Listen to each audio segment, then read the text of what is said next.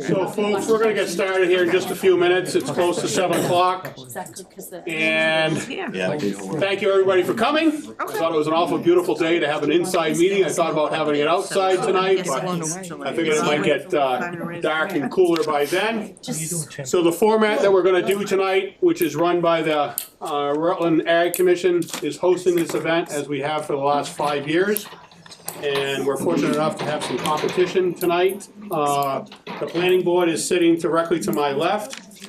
Timmy Narrowell is here on the left. And I'm sorry, I wasn't gonna say last names because I can't pronounce them all. Oh, come on, give it a shot. Oh, I don't even. Alex M, how's that? Is that close? Yeah, it's Moss. Moss? Oh, I can handle Moss. Well, that was how I was taught. Who knows? Everybody comes up with something a little different. Okay. I've heard Mouse. Mouse? Yeah. I can do that, but I'm not even gonna try the next one. So. It's easy. Mikey D is running for selectman. And then Alex, I'd say Moffett because that's close to my wife's maiden name, but it's not. It's Mowat, I believe, and he'll be here with us in just a moment. So as soon as Alex steps in, we'll get started. We'll start with opening questions, opening statements from the planning board, and they have up to 3 minutes to talk if they choose to on opening. We have a timekeeper, and that's Chairman of the Ag Commission, Glenn Koppler. And he'll give you a 30-second notice to being out of time. And then we'll go right into questions for the planning board. And we'll do questions for the planning board. And then I do have some questions here that were submitted online. And we will go from there. And everybody can answer the questions and we'll change the order of the questions. And then if there's a rebuttal, they have 1 minute to do a rebuttal on that. And maybe I need to get a few more chairs out. I apologize that I didn't have more out. And we'll go from there if we need it. And if everybody's all right, we'll get started. So thank you coming to 2025 Candidates Night for the town of Rutland. We have election coming up on May 12th, 13th? 12th is coming up. And we've always tried to do a Candidates Night to make people aware of what's out there doing it. Tonight's format is we're gonna have opening statements by the planning board at first. And then the second half of the evening will be the selectmen. And if you'd like to ask a question, I ask you to write it on the note cards, and there are some on chairs. If you need others, my wife will get you a note card to write your question on. And the questions are going to be directed to both candidates, so don't have any one specific question on a candidate, please. And I will do the best I can to get the questions asked, and if there are some that are similar, I will group them together and do the best I can from going there. We probably don't want to go much more than an hour for the planning board and then give the selectmen similar time on questions. So we'll go from there. If not, I will start with Alex to give his opening statement first. Sure, I'd be happy to. Please state your name and your correct spelling of it so everybody hears it, so I don't screw it up, please. My name is Alex Moss, M-A-U-S, but you can really say it however you want, doesn't really matter to me. We moved to Rutland about 1.5 years ago. We live on Brintnell Drive. We fell in love with the rural community, the open spaces, the farming, even though there's, obviously not as much as when some people first moved here. But that sort of slower, more removed pace really was something that my family and I really were looking for. I have always been a person of action from my time in the Marine Corps, overseas, battling through addiction, all sorts of different things that teach you a lesson in life. And I have seen talked to a lot of people who have their opinions in this town, but it seems like somebody needed to step up and try to make a change. I've seen that the town has laid out a master plan. They were looking to slow development, which they tried to do a few years ago, and then they were taken to the Supreme Court and they lost. But I would like to keep trying at that, because that is what the people of Rutland have said they wanted to do.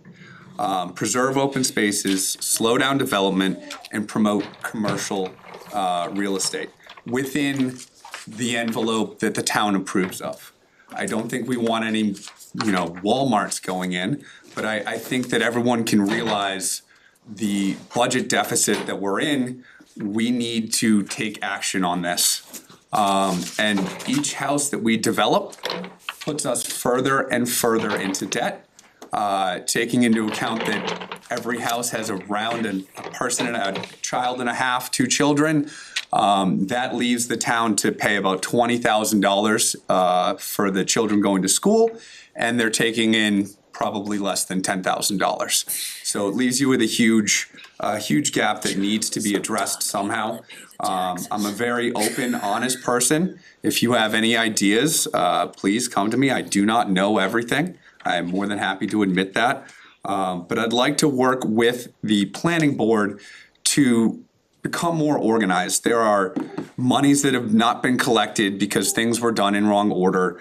And a lot of that stuff is putting us in a hole, and I think that we need to listen to our town planner, listen to our town administrator, who I see in the back there, and listen to the professionals when it comes to getting this town to where we want it to be. I'm all set. Thank you. Tim? I'm running for re-election. My name is Tim Norwald. Running for the re-election of the planning board. One of the reasons I'm doing this is because I love this town. My wife and I moved here in '99. She's from this area. I'm from out in the Midwest, from Indiana, so I'm more of a Midwestern boy. This year as vice chair, I had the opportunity to be able to run one of we had Hilltop Estates over in Brittenell, and so I had the pleasure of actually taking the lead at the planning board, and I really thought that we brought some good, effective change to that development when it was being put in. And the reason I really like doing the job on the planning board is Rutland's a place where people want to raise their families, start a business, age in place, enjoy their retirement here. I've been on the board since '07. I took a position when one of the board members had left. Really wanted to get involved. I enjoy that. I've been working with the CMRPC as a delegate for the select board. Before that, I was an alternate with the planning board, backing up Dick Williams, who had lots of experience here at the planning board. My experience with the planning board is I want to continue what I think is a positive momentum of the planning board. Since we've had a planner, Dave George, who came on board a few years back, we really had that staff that could help us execute our goals on the planning board. And now with John Carbonneau, that's really been another huge plus to us, having a planner that helps out the board. Because as you know, on most boards, we're not full-time employees. We're volunteers or elected to the board, so we don't work 40 hours a week in the town. One of the things that I really think was I did a good job on and helped out with was the master plan. We've got a master plan in place. The planning board's basically got to the point where we've got everything approved, got the CMRPC to have every Special condition come through the Palmagussit end of Brittenell. Oh, I forgot. Have you set up the monies in a fund for each house that you build in the Bear Farm development? I forget the proper name off Brittenell. Oh, I forgot. And then the town has also signed off on plans without monies being collected, to the tunes, as far as I'm told, of tens of thousands of dollars, if not more. And the town and the board itself needs to find a way to hold these people accountable. It should not be up to us to babysit them. If you come in late with a payment for your mortgage, you get hit with a late fee. If you come in late with a payment to the town, it should be the same thing. Now, while I have these harsh ideas from my time at Paris Island, I also realize that there's a different way that can work in the real world. And that's where I go to John, our town planner, and say, what can we do for this? When we asked about a review fee, I said, absolutely, we need a review fee. We need to start making some money. And can we have a repeater tax where every time you come back for a new review fee, it doubles or triples or what have you? Because these people that we are giving these special conditions to are making a ton of money. And the town is subsidizing that with your taxes. And it's not fair. It's not long-term feasible. And it needs to stop. There's too much, oh, I trust him. I've done plenty of work with him before. But everyone I talk to in the town has a completely different view of a lot of these developers. So when I hear that question of how do we hold them accountable, we're still trying to figure that out. I'm in the process of asking these questions and we're getting them answered, but there needs to be more teeth in the board. Okay, thank you. You're welcome to rebut, either one of you, if you choose to, but if we try to get it done in the first 2 minutes. And Glenn will do the best he can to hold that up, and we'll try to honor that to the best of our ability. Second question is, with the town budget in such deficit, would you consider using the planning revolving fund to fully fund the town planner's position? We'll start with you, Alex, this time. So the planning board has been reluctant to do that. I believe Tim doesn't really want to do that from what I understand, and I don't want to speak from him. But it had to do with other boards not having to necessarily do the same thing. In my opinion, I graduated from UConn with a finance degree. I was a currency trader before I joined the Marine Corps. And from a financial perspective, I don't see, we need to keep John on. We cannot lose John. We are in a terrible position right now. We're in the middle of a storm and we can't fire our captain. It's just not a good move. How we fund him, whether it comes from the board this year, whether it comes somehow from the town, that part of it is almost negligible in the long run. The town, whether you use free cash, whether you raise taxes, the free cash isn't going to last. And if you're going to raise taxes, you need to give people a plan.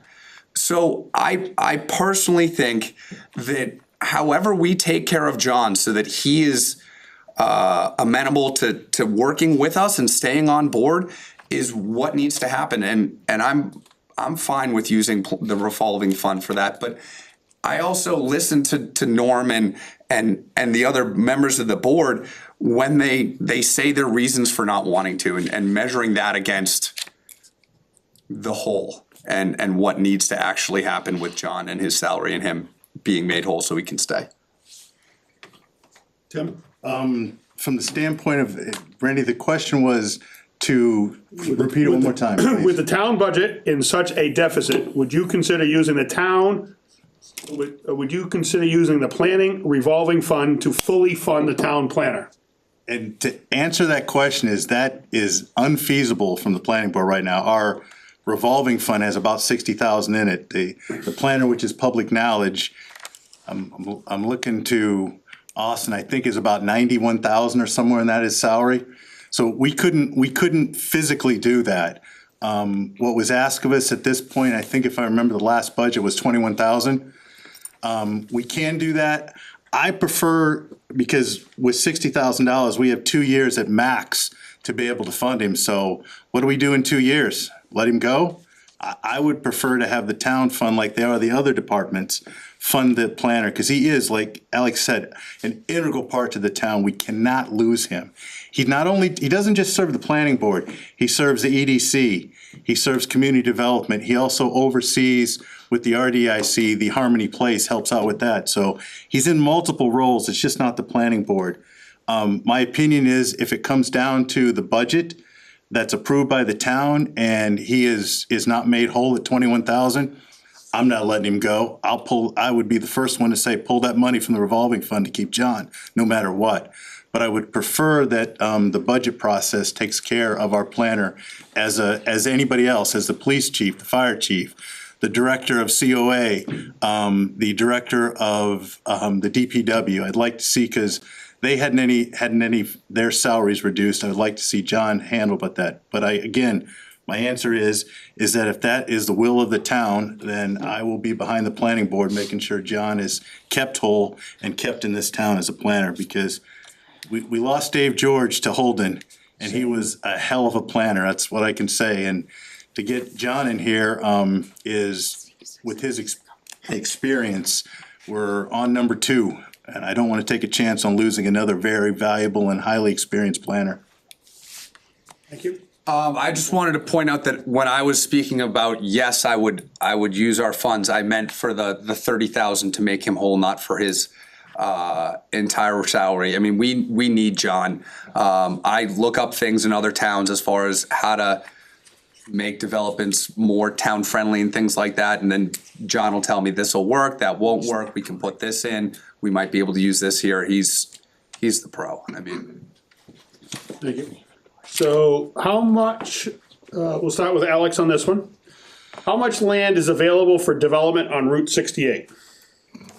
off the top of my head, I don't have the number. I know that they're doing the survey. We're looking to try and commercially develop some of that with input from the town. I think that commercial development is hugely important, but like I said, it needs to be done in a way that the town approves of. And I like the idea that John got that survey going, and hopefully we can carry forward that momentum, because it's something that is, as Tim had mentioned, and in 2 years, then what do you do? It's not gonna be an immediate fix, but that commercial development is what is going to help this town sustain itself. But to answer your question, I do not know the exact number off the top of my head. I gotta say, I don't know off the top of my head either, but I think what the town needs to really look at is when John, and I gotta put Tamika in there. Tamika's been a big help with John putting that survey together with the QR codes. The last number I heard, we were over 400 people, approaching 500, which is a huge amount of people responding. So I think when John puts that survey together, it'll be give us more information of what we can do. But as you know, we do have some commercial development on it already on 68. You got the bus company. You've got the gentleman who rents out excavators. By the yard. Yeah, and then you've got the hydraulic up by Hubbardston, the hydraulic company that used to be Dick Williams that he did. So I'm all for it. I think it's a great access. 68 gives us access up to Route 2. So we can have potential for more commercial development in that area. Okay. Next question, we'll start with you, Timmy, on this. What are your thoughts on adding a buffer zone between houses within a subdivision to prevent clear cutting and retain more trees and open space? We have it as part of a lot of the subdivision. The developers in Rutland have used the open space, which gives a large portion, approximately around 25 to 33% of the property within the subdivision will be open space. Really, the planning board doesn't have a lot of leeway on how the house is, the properties. That's the building inspector. From the standpoint of asking them to not clear cut, again, that's on the developer. The planning board's really role in a subdivision is laying out the lots and laying out the roads. That's the main, and of course, making sure the developer adheres to the orders of condition of the subdivision approval. So my answer to that is I'm all for more trees.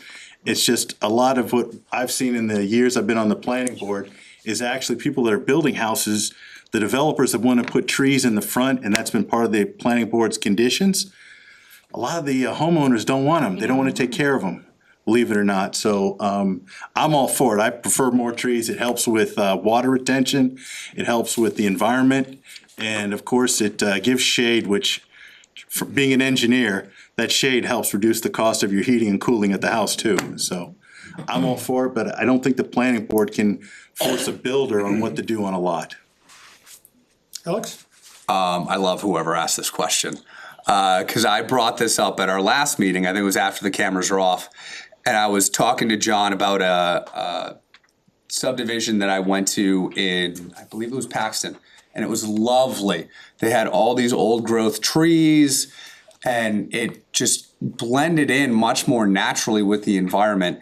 And I brought it up, and I was poo-pooed a little bit, and John said it would be extremely difficult. I'm fine with extremely difficult. Let's figure it out. Because clear cutting is, everyone, whenever you hear of like clear cutting the Amazon or clear cutting anything, it's never good. As far as for the soil, for the plants, for the animals, I understand for the developers, it makes it much easier to move your equipment around, and that's good for you and awesome. But for the environment, I would love to include some sort of a condition where they have to do that. But more so, I'd love to hear what Concom has to say about that, and the tree warden in the town. Because I think that a lot of times the communication amongst the boards is not what it could or perhaps should be. Concom should talk to the planning board, who should talk to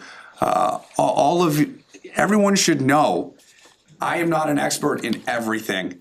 Let me talk to Concom about our tree situation and what I can do to maybe through the EPA put pressure on them to keep trees or something like that. There's different ways to get things done, and I would be fully in favor of that. So whoever brought that up, I love it. Hug a tree.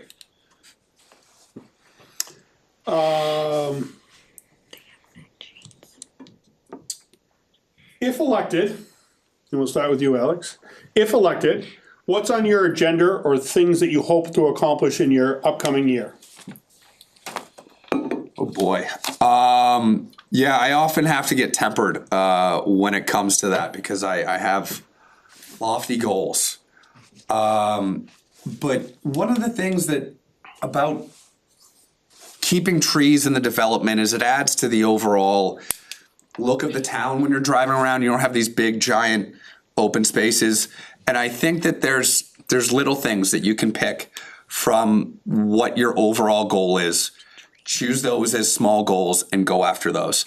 I think the first thing that we really need to address is to work with town council and work with John. How can we hold these developers accountable for what they say they are going to do versus what they actually do? I kept hearing the word consequences. This is unacceptable. But there was no follow through. And I think my first big item on my agenda would be to make sure that the board gets some sort of power to be able to enact these special conditions and is able to get its feet underneath it and have a little bit of fight and pushback when it comes to some of these developers, even if you have to get creative, because that's killing us tax wise, and it's also changing the nature of the town. I have nothing against people in developments. A lot of people love living in developments, being really close to your neighbor, all of that. And it can be wonderful. I have lots of friends who live in developments.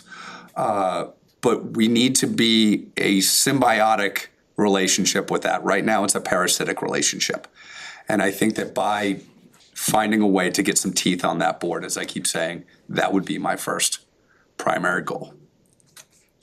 Mr. Norwell? Yes, to that point, I think in my terms, and if any of you have watched the planning boards and had any discussions with me personally, that's one of the things that I guess I've prided myself as my elections on the planning board is.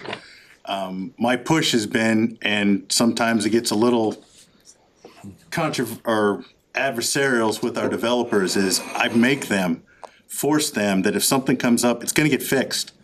I mean, we on the board, we depend upon, like I said, Quinn Engineering and our planner to bring any issues that happen to be brought up by the public or by the Conservation Commission or anybody else. So I believe is one of my continued goals. No. Let me go grab some. No, sit. I'll be right back. Sorry. You can continue to. Okay, No reflection on you. yeah. Oh, I didn't like you, Tony. They didn't like you on that one, Tim. Yeah, I guess so if any of you've, like I said, one of my big goals is to continue, like any developer in town. And Lenny used to say this to me when he was here, I'm a pain in their ass. I'm gonna be honest with you, cause I constantly wanna make sure you signed up for these conditions when you wanna build this subdivision, I'm gonna make you stick to them. And that's one of the things I really push for. Now, one of the election items I'm really passionate about, mainly this last month or two, when we've got these numbers back from the assessor of all the potential developable land that's out there in Rutland. So I'd really like to get these residential zones upped. As you know, some of our surrounding communities, Oakham and that, they're 5 acres. I'd really like to increase our residential area from the R40 and R60, which has worked for Rutland in the past, to a larger residential and larger frontage of R60 and R80. That's one of the big pushes I'd like to do. On top of that, I was also saying for the frontage, because we need to just not have that 150, but a 200 to 300 foot frontage associated with those. So we're having bigger lots, we're having larger spaces in town for houses development. We're not getting that quote Shrewsbury, the small lots with the big houses. And then one of the other things that I really like, I'm pushing for is we need to update our subdivision regulations. And that's a big task, but that's something that's been on my ticket and we've been starting to work on. I plan to really push for that as we go forward, update the subdivision regulations and our open space bylaws for our buildings. Card. So sorry about that. Televised. It's okay, it missed the shoes. Oh, let me, 1 second, sorry, I'm so sorry. I don't care, these are shoes. It's like, I'm an old service engineer from Riley, so I'm used to having coal on them and oil and dust. oh, they're singing, it's all televised.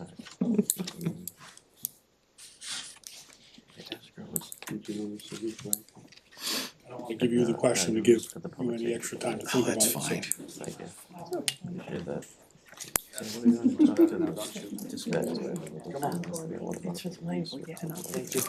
guys are doing very good on questions, I'll tell you that.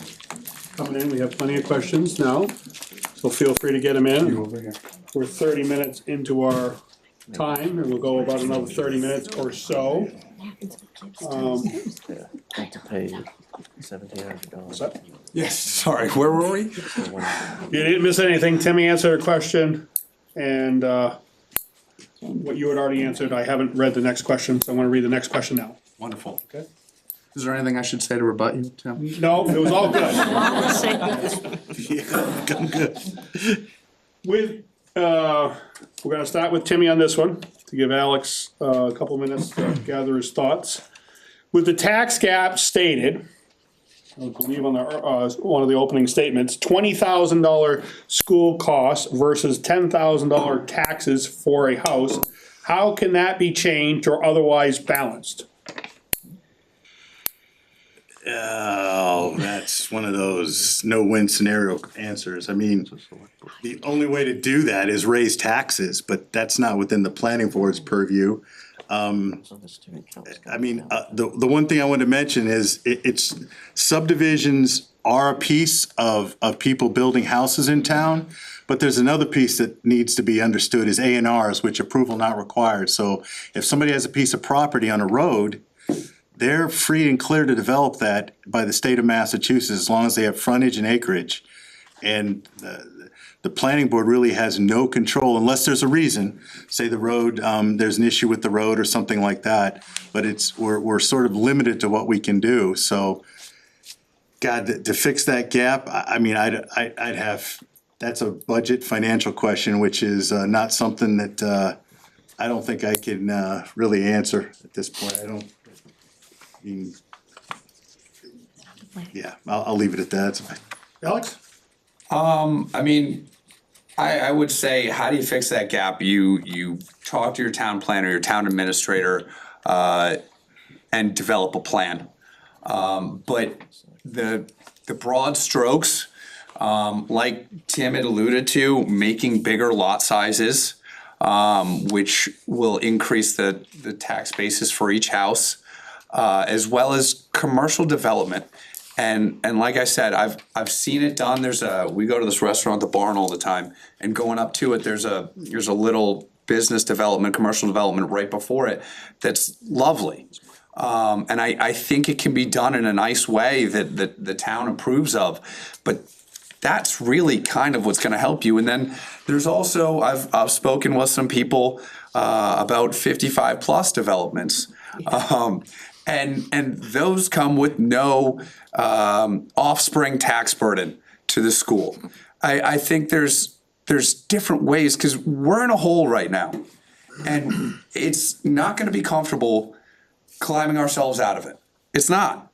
It's just not. We're all gonna have to work together, sacrifice a little bit, and that's the situation. I'm not here to lie to you and be like, hey, I have all the answers and this is exactly what we're gonna do. But I think if the planning board can work with the financial board, and even from planning board perspective, can we raise any of our fees? Can we raise the permitting fees on a lot of these buildings that are being put up? Again, without severely affecting a small business owner or a single family house to where they're now gonna have to pay thousands extra. But if there is a way, and again, John has seen this go all across, where we can hit these developers that have made so much money that they can keep all this land. I mean, granted, they bought it a long time ago, but we've seen what they drive around in. They have plenty of money. And if we can siphon off some of that, they're not processing that along. I can't think of the, sorry, I have a traumatic brain injury from overseas and I can't always get the right word. They're not passing that cost along to their consumer. It's not like all of a sudden they can go, oh, I had to pay $10,000 extra in Rutland, now I'm gonna charge $10,000 extra for our house. They're never gonna get sold. They will have to pay those fees in some way, shape, or form if we can do it right. And that's where the town planner comes in. But coming up with even the littlest fees and things, or increasing them to what is average amongst other towns, or maybe even a little bit more, is how we're gonna start to address that. You don't eat an elephant all in one bite. You do it bit by bit. Thank you. Alex, we'll start with you on this. How far along is our planning for ADUS, apostrophe S? When do you anticipate approvals? Can our sewer system handle it? Will the new septic be required for rural homes? So those, this is me, right? Go first. Yeah, so those are all actually wonderful questions that we have been asking. Because one of the things that we're trying to avoid, well, we have to work within a framework that was set up by the state of Massachusetts. They said, this is what's gonna happen with ADUs, deal with it. And we have to navigate that and try to get something along the lines of what the town is acceptable with. We don't want somebody putting 8 ADUs on a property and all of a sudden they have a little motel business going. Like that's kind of what we want to avoid. As far as the sewer, and that's another issue that we've been looking into, because the sewer system as it is could use improvements, we'll say. So that's one of those big issues. We can't go ahead and tell people they can't build an ADU. There are different ways to limit that as far as multiples and things of that nature. But that plan was put together before I became an associate member, but it started coming back before the board, I think, about 2 months ago. Things don't happen quickly, unfortunately, but I know John is working on it. I would hate to put a timetable on that without him being here and say something to you guys that you'd love to hear, and then I would be a complete liar. So is it ready yet? No. It's on the path and we have a good structure. It's a matter of you're just smoothing the edges, it seems at this point. Can somebody clarify what an ADU is? Auxiliary dwelling unit, Yeah, it's I was a, just trying to explain that. Yeah. I mean, more than that, like, what does that mean to people who don't know? so it's, I believe the limit is at 900 square feet? State, yeah, it's what they call an ADU is an auxiliary dwelling unit. Think of it as an in-law apartment. That's the best way to explain it. It's an in-law apartment. Detached. It can be attached or detached. Yeah, Yeah. breezeway, that sort of thing. Mara Healy's basically, her team has come up with rules. The town had, we did have a bylaw that we did pass, the town passed for auxiliary dwelling units for in-law apartments, because we saw this coming and we wanted to get in front of it. The planning board did, and so we passed it. Unfortunately, it doesn't conform to what the state is telling us, so we have no choice but to change that. And to let you know, and then it's on TV, this coming up town meeting on the Warren article, there's an updated bylaw for the ADU that the bylaw subcommittee had approved, sent to the planning board, and it's up there. And what it's doing is we're basically emulating the state law, but we're putting something in writing, because if you don't have anything in writing, you don't really have an opportunity as a planner or from our building commissioner's standpoint or building inspector, he has no way to enforce anything. So we've done that. I think it's good what we've got. Again, we've got to wait and see what happens with the states, because we're not the only one. This is across the entire state. I think the ADU it was a great thing coming. I'm glad we were able to put something together for it, because it does help out if you've got an in-law, a child or family that you want to give into a house. You can add that on to your house, up to 900 square feet, build it on. If I'm not mistaken, the board, I think has done 2 or 3. We've already passed and are being built. So from the standpoint of answering the question, it'll be on this Warren article coming up for the town meeting, the town, when our town meeting happens in May, it'll be on there for approval by the town. So I hope you take a look at it. It's online. John's got, if I'm not mistaken, it's up on the website now. You can take a look at it. It's one of the 2 bylaws that we're gonna be trying to get passed. So please take a look, and from my perspective, I'm all for it. I mean, I'm not happy that the state dictates to the towns what they do. I would prefer the town set this up, but unfortunately, in this case, we really don't have much of a choice. And we want to get something on the books so it can be enforceable and used by the people of Rutland. So you didn't answer all your questions. Do you want me to restate it for you? Restate it one more time. So the question was, how far along are the planning board for the ADUs? When do you anticipate approvals? Can our sewer system handle it? Sewer, okay. Will new sewer septic be required for rural homes? So the first part I answered, it's on the Warren article coming up. The sewer and the water, we've already, and the planning board has already brought our DPW director, Chris Koloski, in and mentioned that it's something we, as a planning board, don't have control over water and sewer.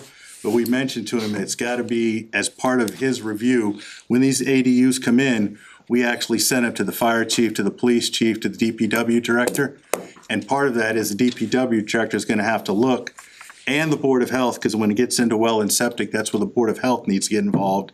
They can review at that time, does that house adding 2 bedrooms, is their existing water and sewer system, mainly the septic system, able to handle that? And then from the sewer standpoint, there's a set number, and again, I'm not a sewer person, that's Chris's expertise, would be able to figure out how much water and sewer in that area. But that is gonna be an important point that the water and sewer commissioners, which is our select board, and Chris Koloski, our DPW director, is gonna have to look at as these ADUs move forward. But again, to answer the first part of it, it's on the ballot, it'll be on the warrant article for a zoning bylaw approval, which will be a 2/3 vote from the town. Tim, we'll start this question with you. Can I just, real Yeah, quick? absolutely. The one other thing that I think needs to be raised with that is the ADUs, like Tim said, were kind of thrust upon us by the state. There's another train coming down the tracks. Low-income housing. And if you do not do it, if we as a town do not come up with a plan, the state is absolutely the hammer and we are the nail. the state will come in and let some developer put in whatever they want. So with looking at the ADUs, you also have to take a long-term view and say, what are we gonna do for low-income housing? How do we as a community wanna handle this issue before we have it thrust upon us? I don't have all the answers for that. I've talked to the town planner, I've talked to the town administrator, they have great ideas, but that's a whole different subject. Tim, the question will be directed to you first. If you increase to larger lots, are the approved developments grandfathered or not? Fortunately, the answer to that question is they are. Once the subdivisions are approved, that is the subdivision, and those subdivisions can stay on the books as long as they so desire, unless there's only one option that the planning board has as a rescission process. So to answer your question, yes, unfortunately they are, but again, I would rather get ahead of this than wait 4 or 5 years down the road and try to bring this in, because we need to make this opportunity now before those 61A and B properties come up for development. So I think now's the time to do it. With anywhere from 1,000 to 2,000 acres. Again, those are in 61A, 61B, they'd have to come out before they could be developed. But I think the town should get ahead of that right now. And so my answer is, that's what I'd like to push through if reelected, but to answer the question is, they are grandfathered, because once those subdivisions are approved, we can't go back and unapprove them and force them to do it. You can't limit anything? The time? No, subdivisions, once they're approved, they're approved. A perfect example of that was Brittenell Estates over on Brittenell. That subdivision was approved in 1976. Oh my God, that's ridiculous. And the only thing that you can do is, when the developer comes back to actually start to execute that, there's a whole process that includes the DCR, because even though they want to go through that, the DCR has to give approval. So even though the planning board's approved it, they still can't build it. What happened at Brittenell Estates, to make this quick, is, to answer your question, is they had to do crossings. Well, the developer couldn't do the crossing until the DCR allowed it. So yes, he had approval for the subdivision, but he couldn't build it until he came up to today's codes for the DCR. So that's one of the holdbacks from the subdivisions. If you don't have your other permits approved, you can't proceed with your subdivision. Hope that answered what you were looking for. Alex? Thank you. Yeah, I was kind of as shocked as you were when I learned that those just have no shelf life, like they're just infinite. I couldn't think anywhere else where that was the case anywhere in life. But apparently that's what you're dealing with. But like Tim started to touch on, even when all seems lost, there is hope. We have DCR. And we have a lot of committed people in Concom. My wife and my kids and I have been chasing salamanders for the last month and a half. And you have a lot of people that are dedicated to this town and to the environment. Let's all get together and let's go find some endangered salamanders. There's different ways to do this. And I think if we can communicate and use each other's expertise, we can be a little bit more clever than the developers. And I think also when talking about a lot of this 61A and 61B, I would love to see the town build itself out of this deficit to where we have a surplus and we can buy some of this open space, some of this farmland, and preserve a lot of our community.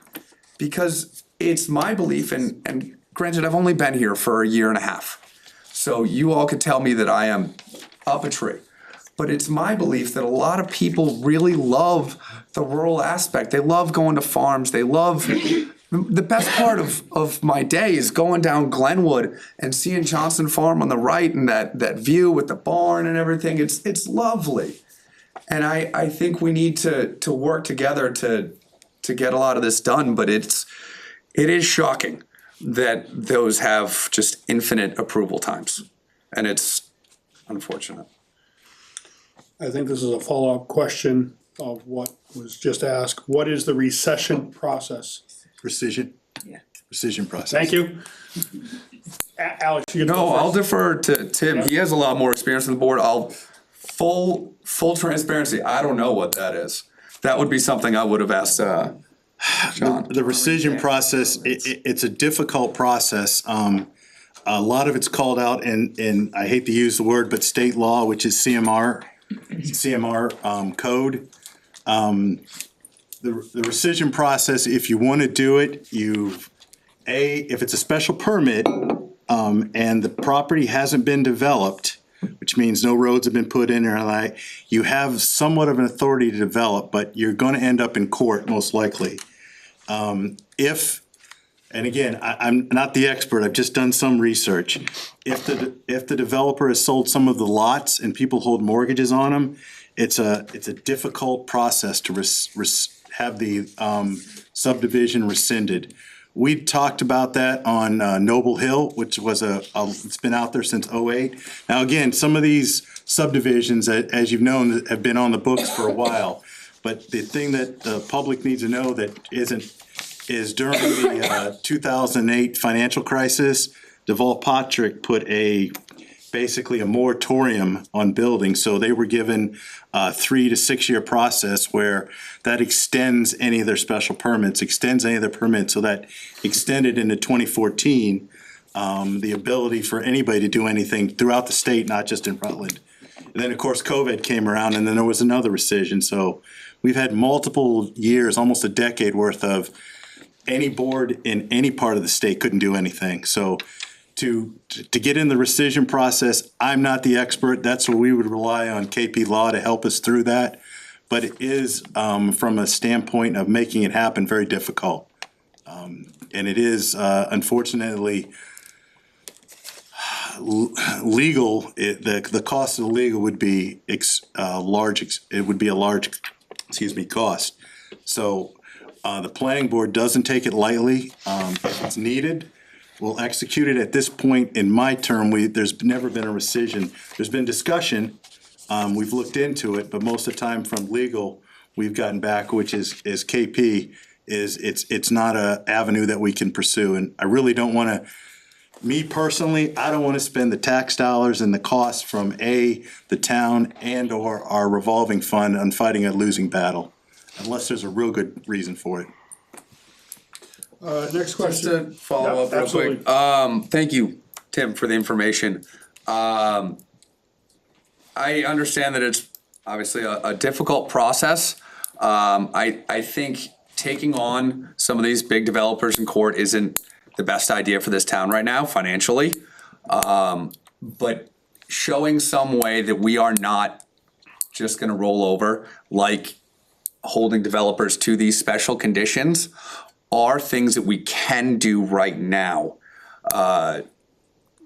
before getting to something like rescinding their plans. That is action that we can take in the immediate future. Next question. Tim, you'll go first, because I believe that's where we were. Why has the planning board allowed businesses to operate in the past without approval site plan reviews? And is this a practice that you agree with? The site plan review, I apologize, I don't exactly know the date that we brought that in, but our businesses in the past did not have a site plan review. It was basically a permitting process, which included depending on the site, if it was a business, you had to have the fire chief, board of health, police chief, all had to give sign-offs on the permit of the business. Lately, thanks to Dave George, phenomenal planner, we put together a policy and a procedure for site plan review, that's where we started executing site plan reviews with businesses. But as of now, pretty much since I've been on the board and we've had a planner and the site plan procedure, anybody that has wanted a business has had to go the site plan review. I believe it's a great tool. Such as we had a business up on 122 that had a lot of problems with wanting to put in a motorcycle repair shop. And behind the business was it was pretty bad. There was a lot of old equipment there. They were pushing some of the dirt and that's the word I'm looking for. I guess I'll use the word junk, metal. And behind them was a septic field for condos. And we felt that you're gonna have to clean this up before we give you site plan approval. And yes, the owner was not happy that we were pushing that, but we felt that was what was a benefit for the town and for the people living in those condos right now. So in some cases, site plan review is a tool that's best used for the helping out for the town, saying that maybe you need to do a little bit extra before you put your business in. So I fully believe in site plan. To answer the question, I don't know of, me personally, of any business since we've implemented the policy that hasn't gone through site plan review, or in the case it depending on the conditions, would need a special permit depending on what they were gonna do. So before that, businesses basically would come if they had property to the planning board, make sure it was laid out correctly, they had the property, and then they could execute as long as they were in a business zone. That was the key. They had to be in a zone that was deemed for business. Alex? To answer the first part of the question as to why it had been done that way, I'm new here, but I have been told that people had never seen a town really run the way this was before. And I think that there was a lot of handshake deals, and that's just kind of the way it goes. There wasn't a ton of organization. I work for the state, helping other veterans through legal situations, getting into treatment, and I advocate for them with the court, but part of my job is holding them accountable. And I've realized in recovery that you have to be a man of your word or a woman of your word person. And I think that there needs to be a lot more accountability going on. I think that has been lacking with the board. And that to me is a likely cause of why things have gone that way in the past. And I think my thoughts on organizing things and getting people to be held accountable have been made clear. I guess I'm gonna have a little bit of rebuttal that I think our board that's been executed, at least the time I've been on, has been an effective board. We've had our hiccups. I'm not gonna say nothing's perfect, but and again, all I can say is my record stands for what it is. I've been a pain in the rear end of developers because I'm adamant about them following what they said they were gonna do. And there's been multiple times that the board has called in developers and said, listen, we got a problem, you're gonna fix it. And at the time when we had David and now we've got John, letters have gone to those developers saying, listen, you've gotta do this. You've gotta fix that street. There's problems. And not only when the planning board, but when our Kevin Quinn, who's our town engineer, sees something that's involving the Concon, the board will ask him to get in touch, John, or in the point David George, get in touch with the Concon and make sure that developer goes to the Concon or the Concon gets involved and solves those problems. For example, dirt and runoff,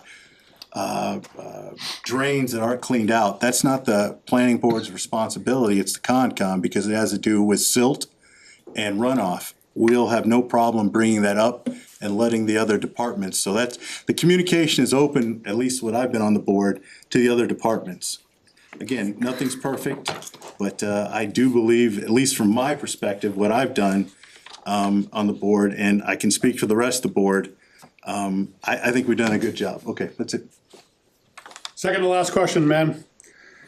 How many more lots are there approved in developments in the town of Rutland? From 1976 forward. That one's being built, we're good. Oh, okay. Yeah, that's.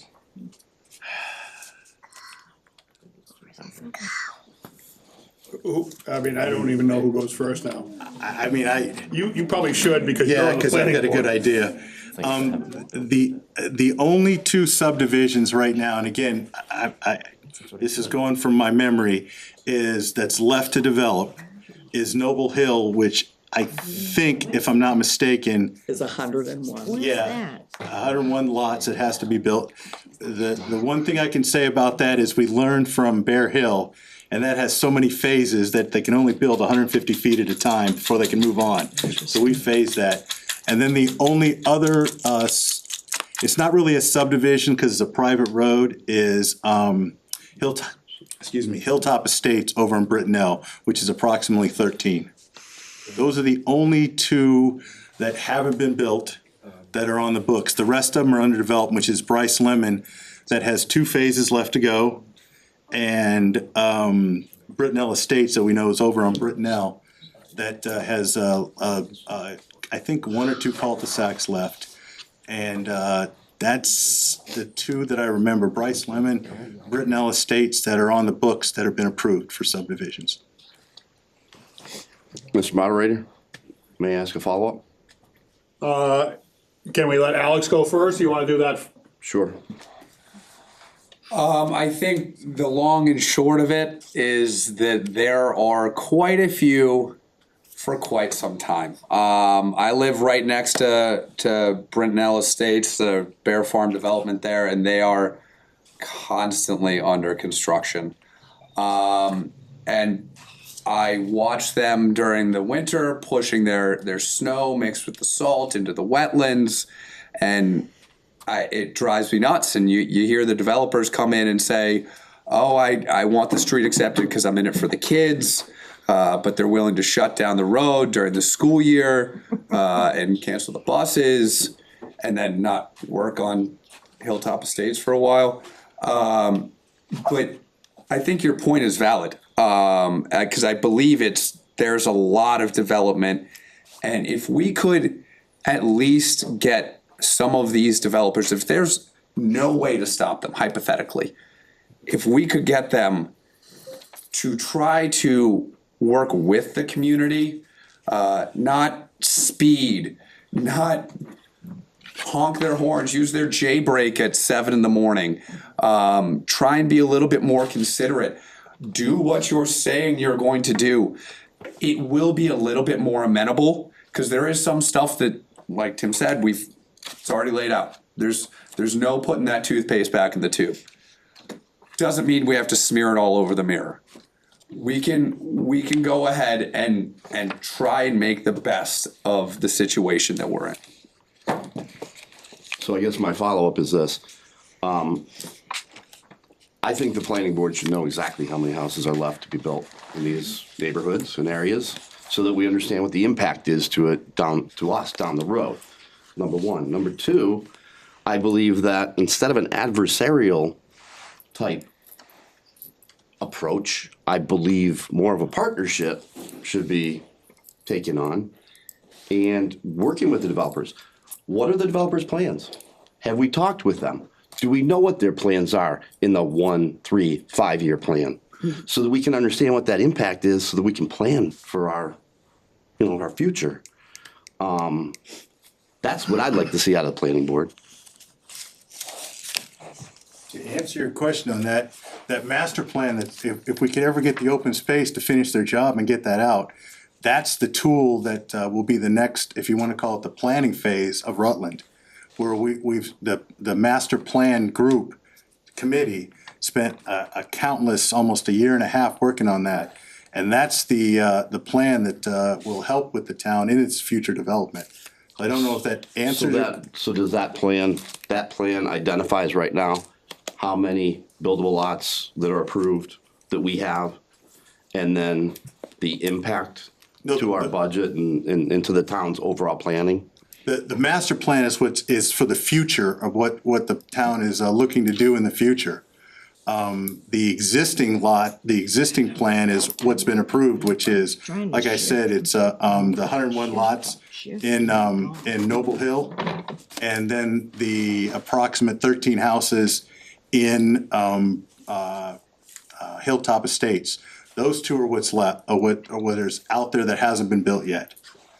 Anything past that with A&Rs, planning board doesn't have a lot of control over that. Like I said earlier, that is anybody that has a lot on a road that they want to build, that's their right by the state of Massachusetts. Right, but, I mean, what we're trying to do here is we're trying to temper some of this big neighborhood type building. I mean, is that where our problem is is the lots with the A&Rs? No. It's with the developments, right? It's a combination, and I better shut up and let you do some No. talking. So how many, like, so as an example, last year, we had how many A&Rs versus what we had in development? I don't have those numbers. I'd have to get it from the building inspector because they're the ones who's, the building inspector is in charge of issuing building permits for those lots. Because you, just to educate, the A&Rs, you can come to the planning board and get an A&R property and then take that to the registry of deeds and have it recorded, but you don't have to build on it in your lifetime. It's just an A&R lot. It's the building inspector that actually issues the building permits for those houses, if somebody chooses to develop it. So all the planning board can really give you is the numbers of the subdivisions that are approved, because that's in our purview to do. No, I guess what I asked was how many with A&Rs were built, like, as an example, last year? I couldn't give you that number. I mean, that would have to come from the building commissioner. I apologize. I can find that number out for you and get back to you, but But, I mean, I guess just in general, right, it's not gonna be a larger percentage. It's gonna be the smaller percentage, right? no, actually, that's, lately, the A&Rs, because they're the ones that can be built anywhere in town, A&R lots, actually, I don't wanna say it. I'm not sure. The best way to answer that is I'm not sure. But, there are A&R lots that are being built and, like I said, there's only 2 subdivisions left that are, that could be built with approximately 114 lots. Alex, do you have a comment on? I was just gonna say, as far as not knowing how many lots are open and ready and approved for development at this particular moment, you got me there, and I guess that's a reasonable request. I would assume that John, our town planner, would have that information. But when it comes to the relationship with the developers, I am not an adversarial person. I love having good relationships. I've learned, especially through the last election cycle, that the best thing to do is find things that you can agree upon and start from there. That's how you can build trust in a good relationship. But I don't see how there's any trust with certain developers in town that continually deliver subpar product and give us excuses as to why they haven't held up their end of the bargain. I think that the tone that we deal with them in needs to be more firm and not, oh, you forgot, oh, okay. Like there needs to start being some consequences. And if that ends up being adversarial, that's not really what I'm looking for. I guess what I was driving at is that, you know, an open dialogue with the planning board and an understanding of, okay, you know, we've got XYZ developers in here, like, what are their plans? Like, again, what are their plans? What are our plans? Build that together. And I guess, you know, could we expect some sort of, you know, self-regulation on that, you know, for the protection of the town? I mean, I'm just asking from the standpoint of, have we attempted to do that? Okay, do we understand what their plans are? I would say we don't understand what their plans are. Right? And I just don't know why we can't have that dialogue with them. Okay, from a plan, like, I would think we're trying to plan for a budget for the next 5 years. Well, what's gonna hit us? I mean, what's hitting us right now is huge. It has a huge impact. Part of understanding the problem is like, what is the extent of the problem, right? What do we think?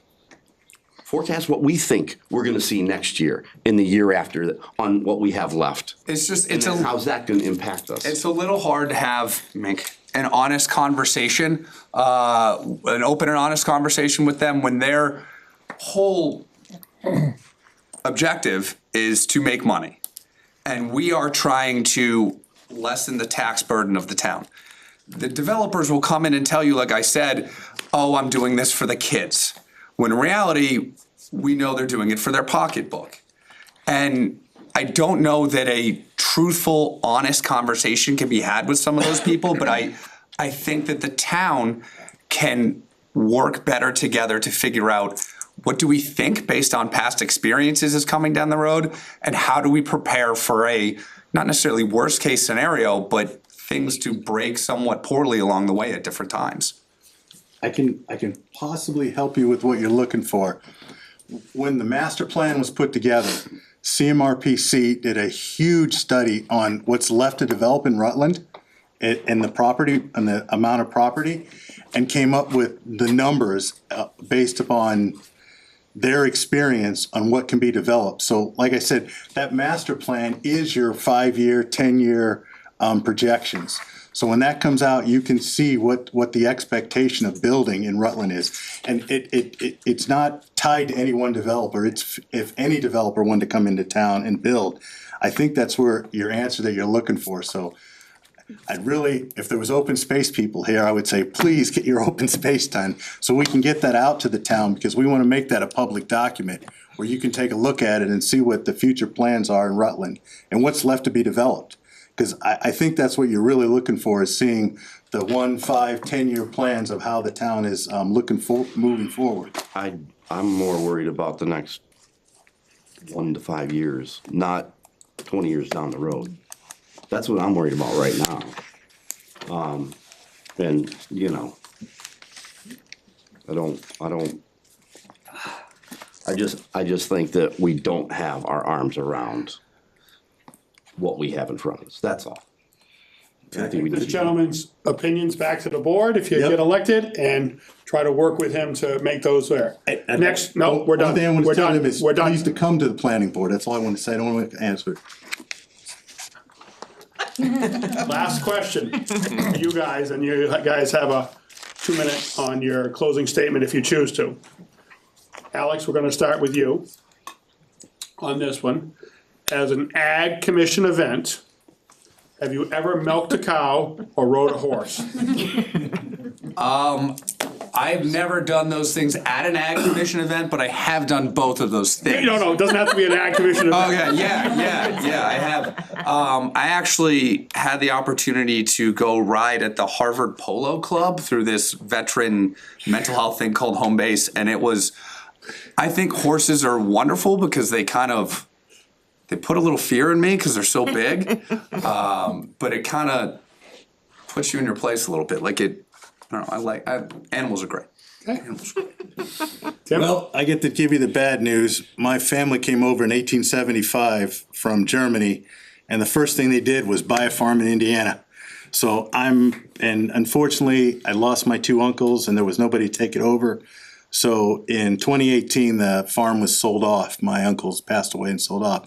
So yes, as a kid, I had the fun of milking cows, being chased by a bull, and also riding horses. So yeah, I grew up with that, and learning how to start farm equipment, which scared the heck out of my uncle when you start up a bulldozer and they're in the barn, and this 8-year-old kid's driving a bulldozer.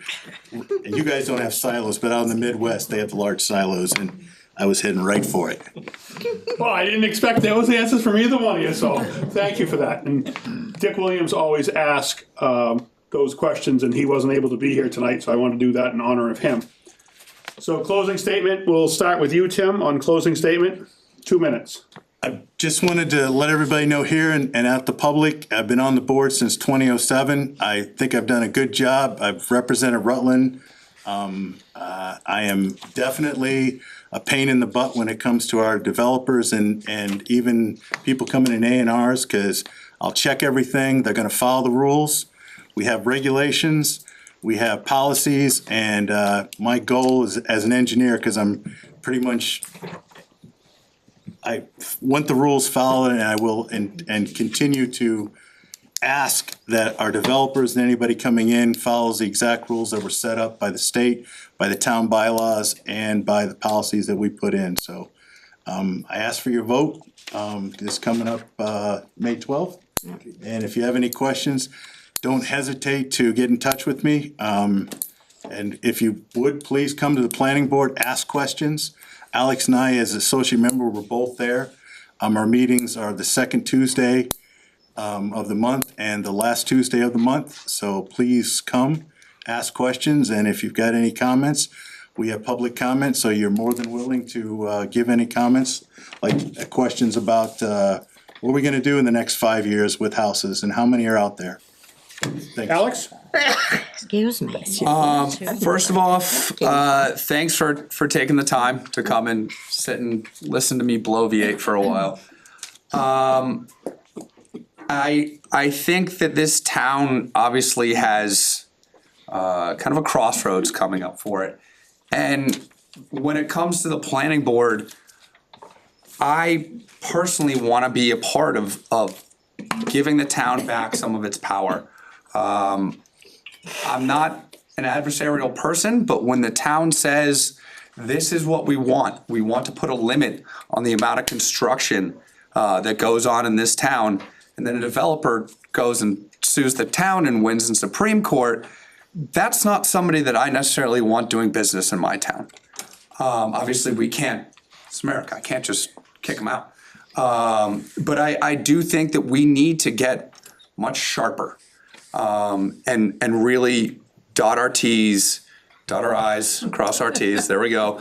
But I think the planning board has been wonderful so far in my 2-3 months that I've been with them. And I'd really love to work together with the rest of the planning board, John, as well as our town administrator, to give the town solid footing from which to push in the direction that it wants to go, and not the direction in which it's been being pushed. Come out, vote, whether it's for me or not, just come out and vote, please. Thank you. Any chance we take just a 5-minute bathroom break before we go to the next group?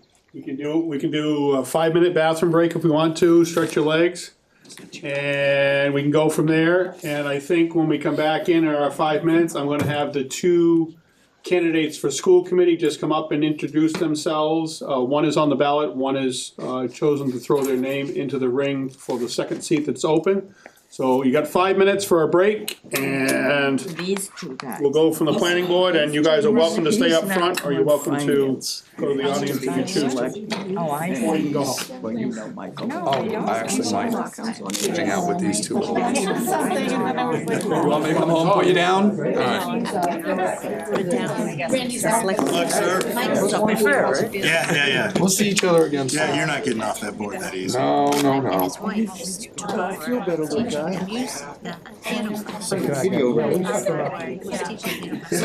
I wish I could, Making my wife put down both kids is not a nice thing to do.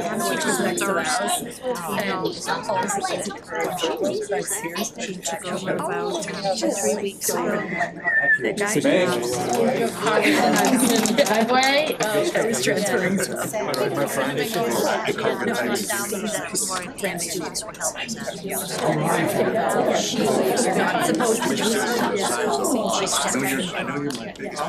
know you're my biggest Campaign picture right here.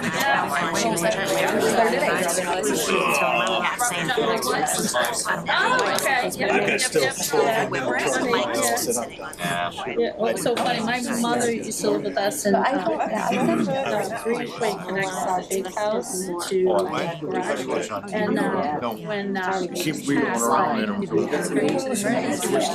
passed,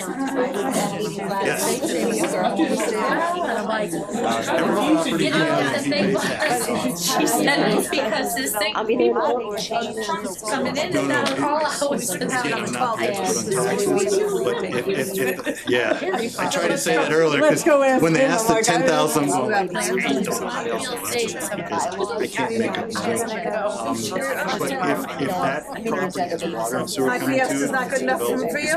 It's not that it's not good enough, If it's just, like, say, it's like Noble Hill. it's a bad deal. On it, then he's just paying the standard, so no space. Okay. I brought like. There's no roads or anything, there's no water, sewer in there. Transplant anymore. But he's still paying taxes. That's the game. Sure, okay. And Razor options aren't part of the problem. May not answer. And we spent like the next hour and a half. Me and my 8-year-old running around. I am. But if you text me and just say, hey, I'm State available. will allow it, that's what we were trying to do. Gene, you won't get me, see, the A&R, I come from Indiana, we would not allow that shit. You must have been receiving the vibes from a lot of. I don't know who that guy was. The same people that didn't bring it over here. I found out when I moved here, all these damn blue laws. It's a blue law, because we're a Comes up commonwealth. like, your name just came out. Pennsylvania, Delaware, and Massachusetts, we're commonwealths. really do Blue this? laws are laws that go back to the 1700s you're in. that have been carried forward. Good luck with that. You gotta fight Boston on that one. I'm not, no, I'm fine. I just want everybody else, I'm fine. I've got one thing as a old field service engineer, this, the kidneys are good for many times, so I'm good. I got news for you. 29 and 27, they never go away. I do not have a question. Well, I did. The answer Send them to Canada when it came in. No, it's coming up. That's the second one that's on there. I didn't want to get into that because It's 1:40 in the morning. So let's say we're like, type 3, which is the ones for utilities, that's not in our file. We don't want anything to do with that right now. We're only handling, Because then if I text him in the morning. and when we get to that's why John and the planning board and the bylaw subcommittee didn't want to take that on, because we wanted to worry about the small ones like the houses, and then the ones up to 10 megawatts, which is like Turkey Hill. OCAM actually is a lot larger. They're talking like 250 megawatt, which is a utility grade. He did say because he wants to take some transportation. Treasure Valley, that's the one that's like a 5 or 6 megawatts solar. He's living in an apartment Battery building. there. We just want to make sure we had enough, and I'll use Alex terms, heat to go after them, make sure it's right. And we've been working with a 5 minutes is loud out, folks. of solar, and he's been a huge help to us. So The reason I'm pushing is so we get out of here in a reasonable hour. He wanted We've been having fight with so the those two 9. bylaws, I'm 100% behind. The ADU, which I'm not happy about, because the goddamn state pushed it on us. Someone's gonna get on it. Safe trip. No, I haven't. Yes, I don't know. Healy came out with them. We're not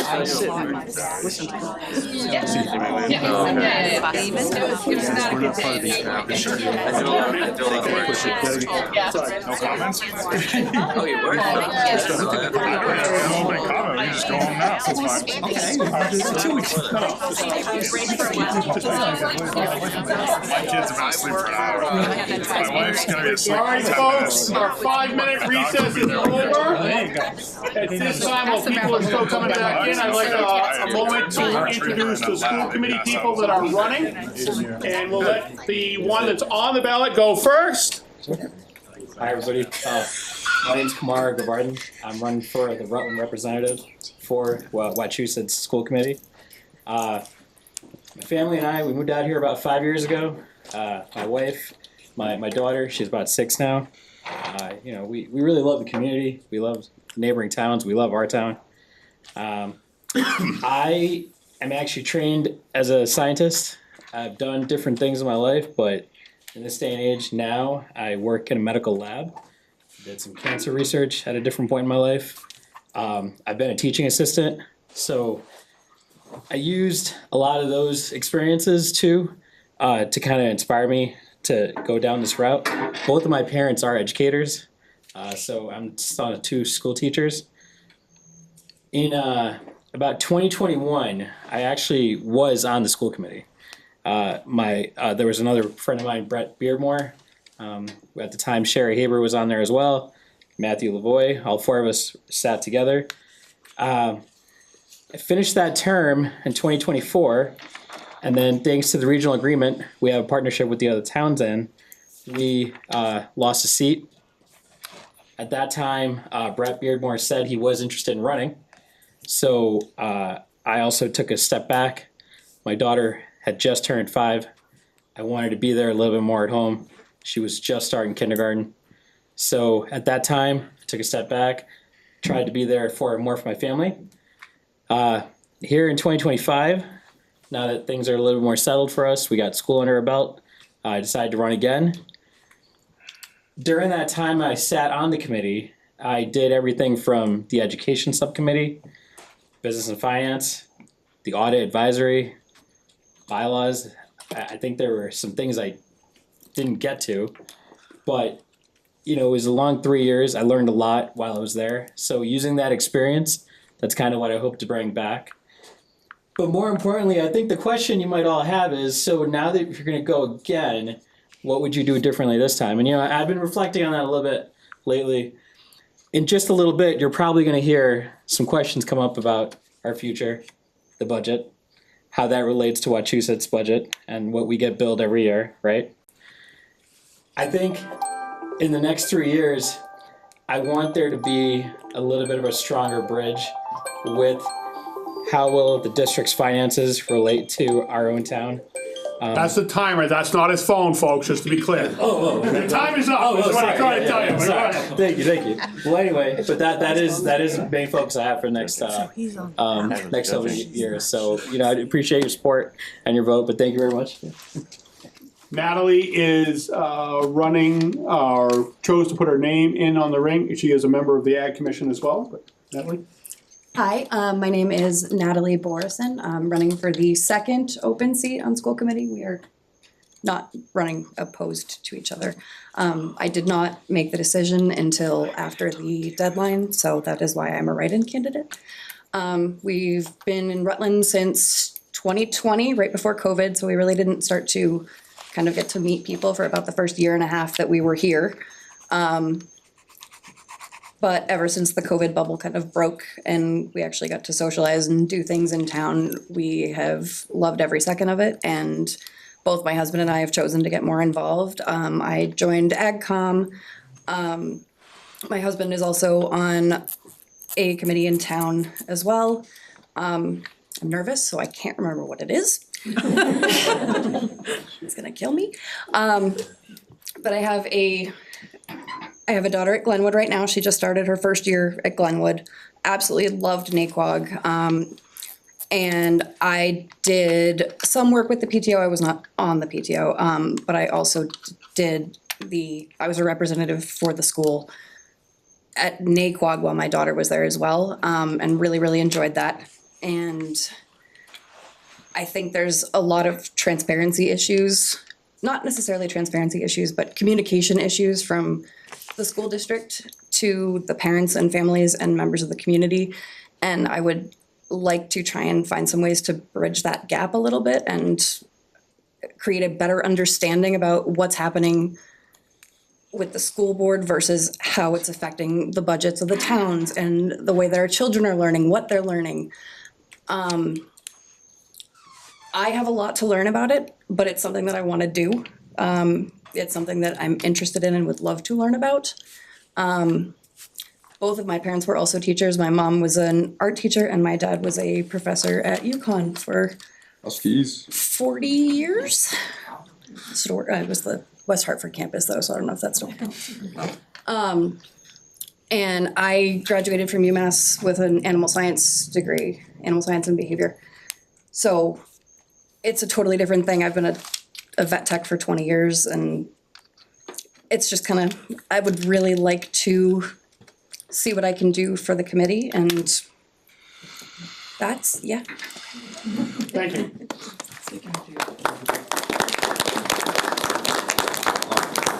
So at this time, we will let Mike go first on his opening statement and then we'll follow up by Alex, please.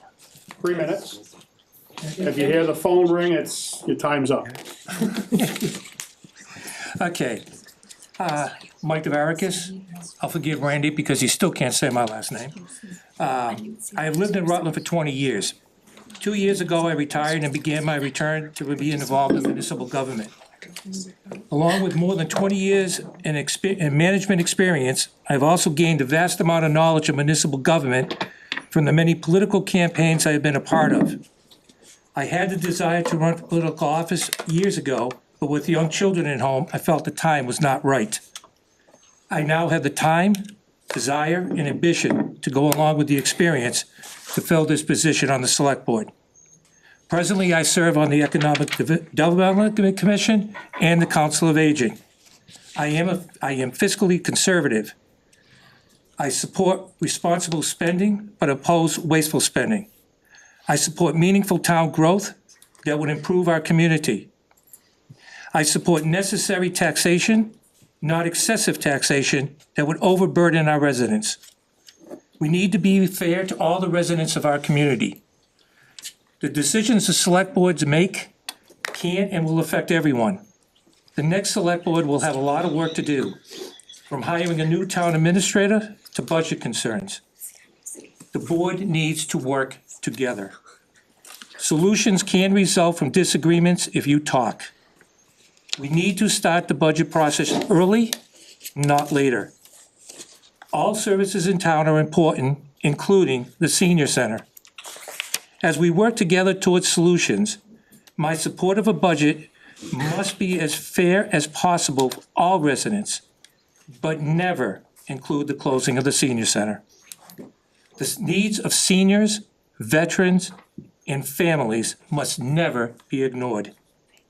For the past year, I have either attended or have been on Zoom for almost all of the select board meetings. Not because I had to, but because I wanted to continue to learn. I have reached out to many of you, and I hear your concerns. Being elected to the select board is not for or about me. It's about you, the residents of our great community of Rutland. If it takes 1 hour or 80 hours a week, I want to do it by being a voice of reason and promoting fairness for all by applying common sense to decision-making and expecting accountability to all elected, appointed, or employed people in this town. Together, we can move Rutland in a more positive direction. We cannot change yesterday, but we can strive for a better tomorrow. Thank you. Alex? Sure. So first of all, thanks for everyone for coming out. This is a good show for, who cares about what's happening in Rutland and showing up. For those who watch this afterwards, thank you for watching it. As somebody who often watches a lot of meetings that happen in town afterwards, because I don't have the time to get to the meeting in person, I respect those people that watch it afterwards to find out what's happening. So again, thanks for everyone for showing up. Similar to a lot of the people that talked tonight, surprisingly high number, I have only been in Rutland for about 5 years, a little under 5 years. I know that's probably a lot less than the people in this room, but in that short amount of time, a lot has happened in my life. I've hit, a lot of life events, milestones. I got married soon after I moved here. I had my first child, a daughter, and my second child, a son. Who are now 3 and 1, just about. So a lot has happened for me since I moved here, and a lot of things have been great. I have a background in finance and operations, working as a CFO at a college. I've been involved in a lot, specifically nonprofit, right? So there's a lot of similarities between nonprofit operations, finance, and municipal. There's plenty of differences. Having served on the finance committee now for about 4 years, I have experienced many differences between those two things, and I've learned a lot about how municipal government works. But the background has definitely helped in that transition as well, and serving on that committee. I believe that I have helped the finance committee as a team through many difficult years. We've worked together to do what we can to make the finances work for this town. It's been a very difficult thing, and obviously, as Tim said about the planning board, there's been some hiccups since I've been there too. We have not done everything perfectly, but I think we've done the best we could in many of the circumstances. In my time there, I've worked a lot with a lot of people. I've hopefully made some differences, and I hope to continue to try to do what I can on the select board now.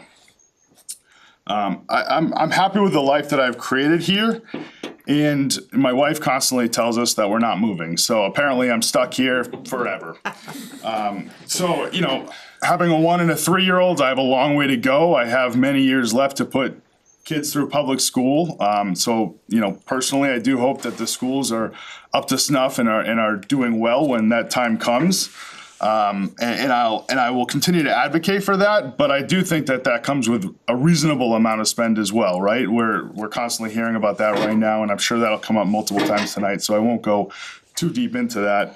But I am for the schools and I, with reasonable, oversight.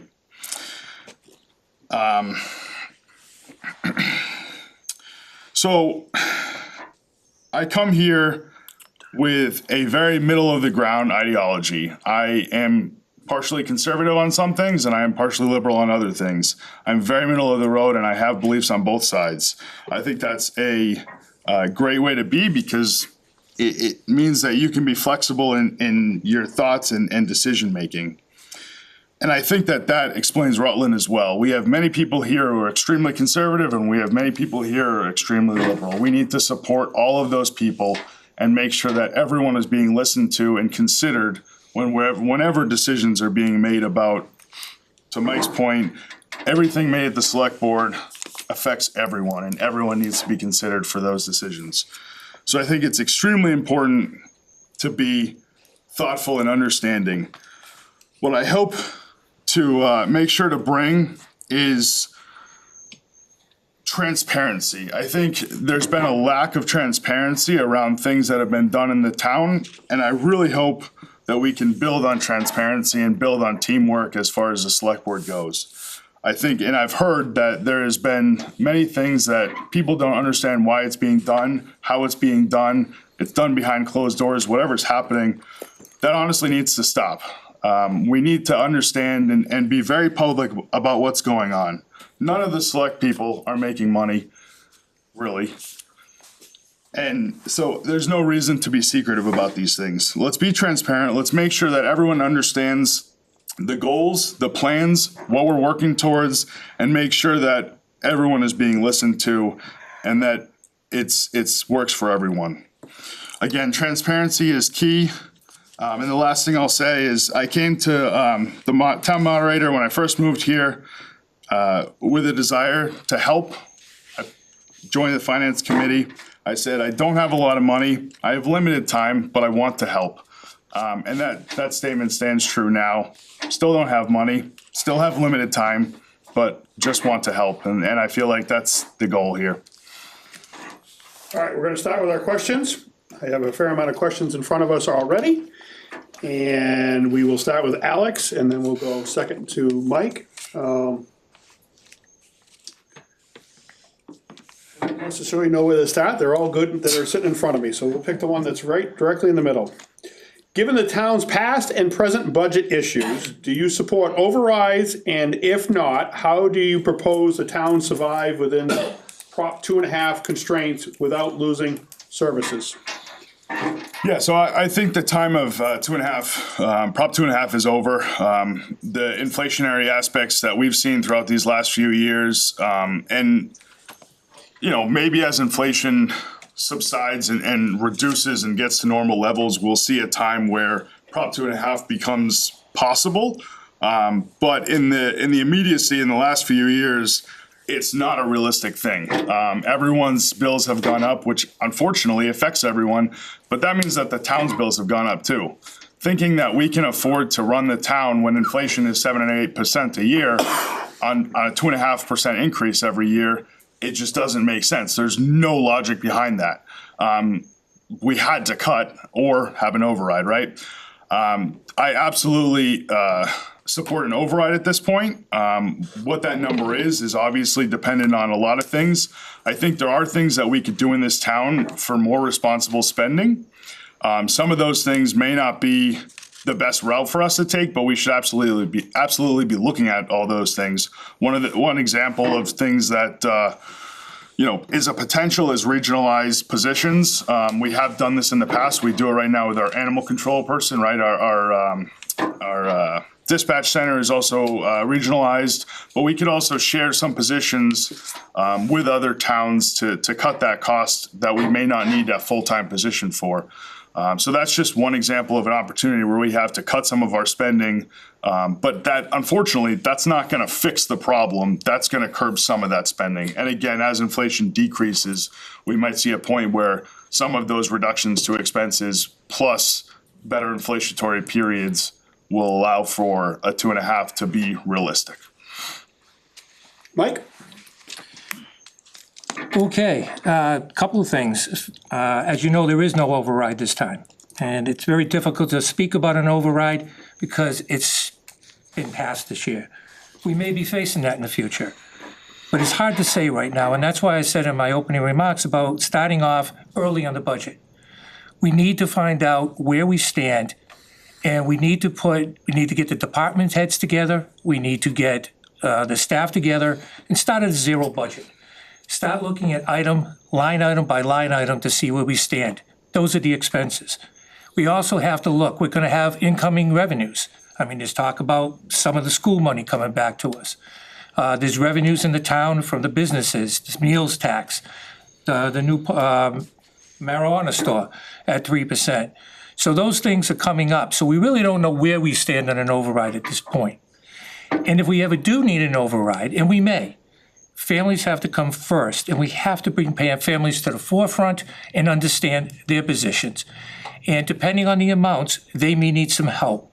And we have to incorporate some kind of method inside that plan for them, because there's no need for them to have to be worried about leaving town. Especially many families have been here for hundreds of years, and especially seniors. If you've been here 70, 80 years, you don't want to leave. And as far as 2.5 goes, I think that the younger generation doesn't understand why 2.5 was put into place.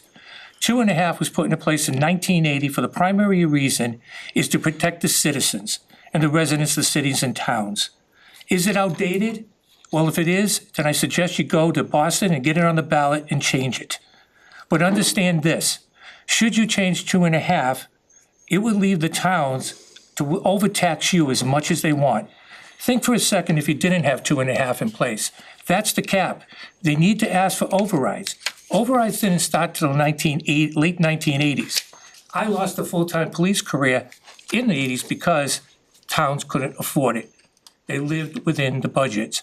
Yes, expenses have gone up, but you gotta understand, if 2.5 isn't enough, have it increased to 3 or 4%.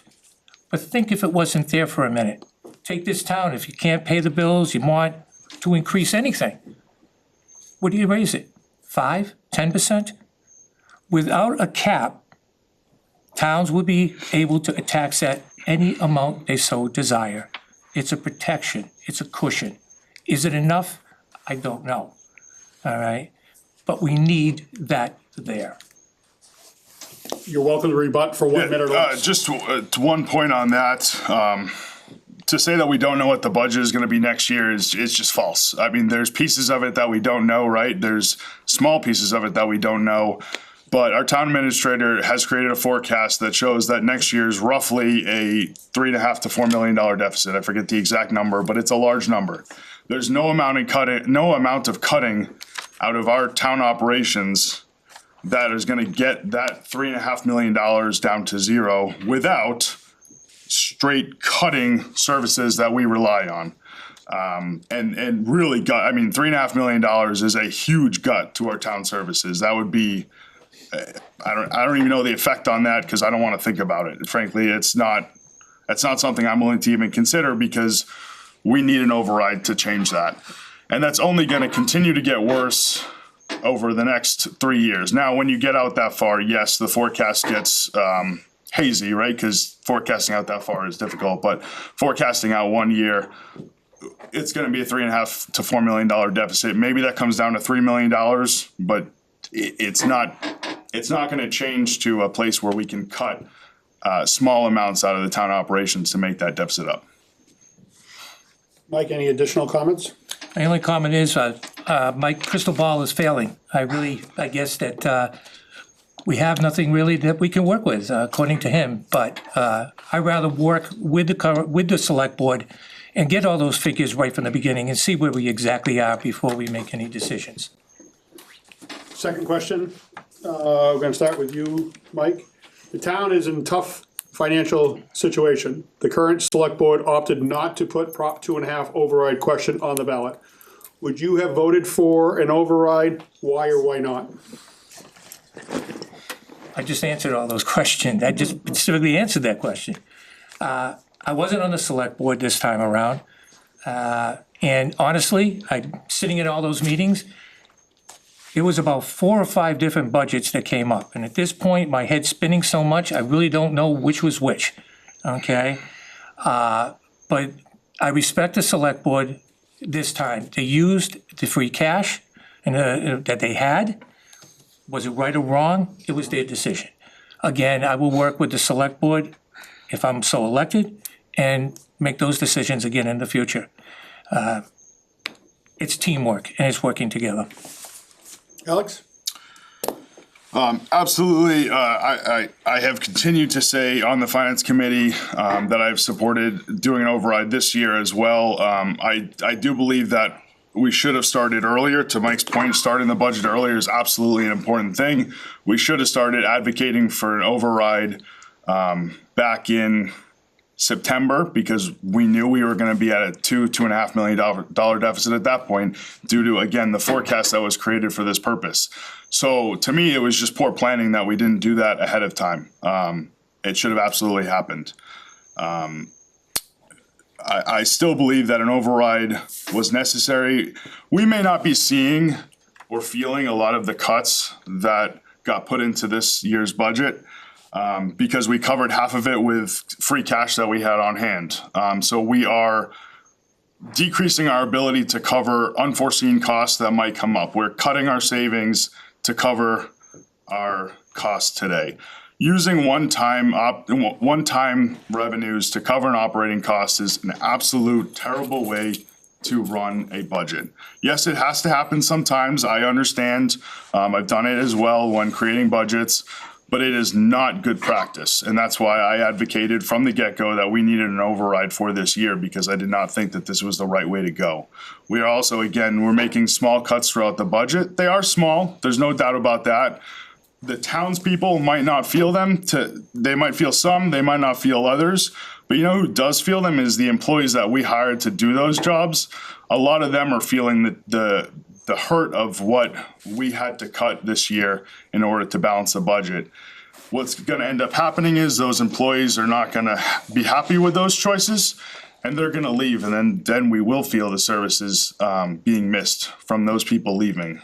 So, you know, again, there's minimal cuts that happen this year to each of the larger services that you might see and feel, but they will be felt eventually in one way or another. And the employees are just not happy about it. And it's not fair to them to constantly go through this process year after year of them fearing for their jobs, fearing, you know, what they might lose. Again, you know, we all do that in everyday life. We might get fired at any point, but they see it happening in real time. And that's just, I have to imagine as an employee of a town, that would be horrible to experience. It's not fair to them. Next question, kind of a follow-up of this, would be, with the potential $3 to $4 million deficit and a need for an override next year, what will you do if it fails? What would you be willing to consider to cut? Alex, we're gonna start with you.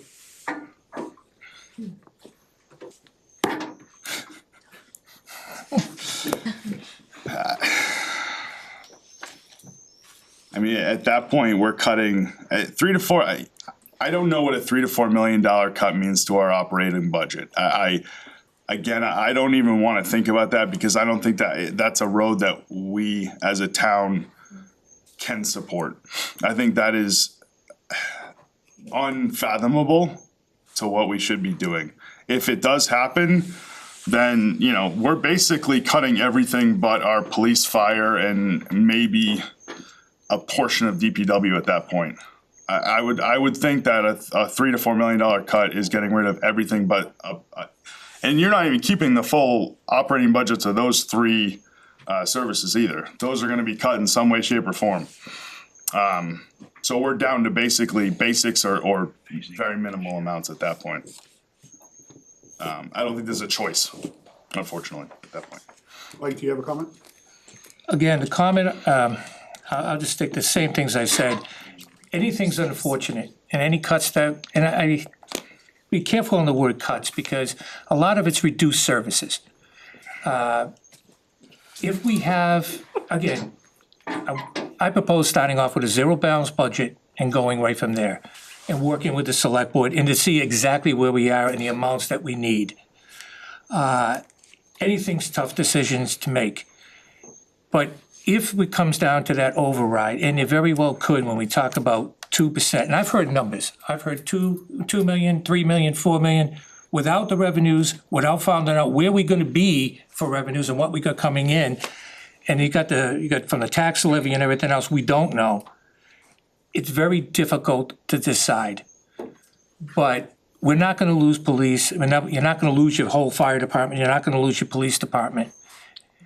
In a bad situation, and I've been through this, I went through this with the 80s, I went through this in my career in life. Hard decisions to make, and sometimes, and if we had to lose a police officer, we may lose a fireman. We don't know that at this point. And we're gonna have to look at that and yes, we may have to make hard decisions. And when you talk about no one likes to lose a job and no one likes not get a pay, I can tell you through my lifetime that many times I have gone a number of years without a pay raise. And I raised 4 children. I raised an autistic child. I've been through tough times. I know what it's like, but I made it work. Because that's what families are all about, and that's what we do. And all I'm concerned about is that if whatever we have to do is we think of all of you, and at least put something in place to help you, and it can be done. I've looked at other towns, there are means to do it. It's all about us. Next question, and we'll start with you, Mike.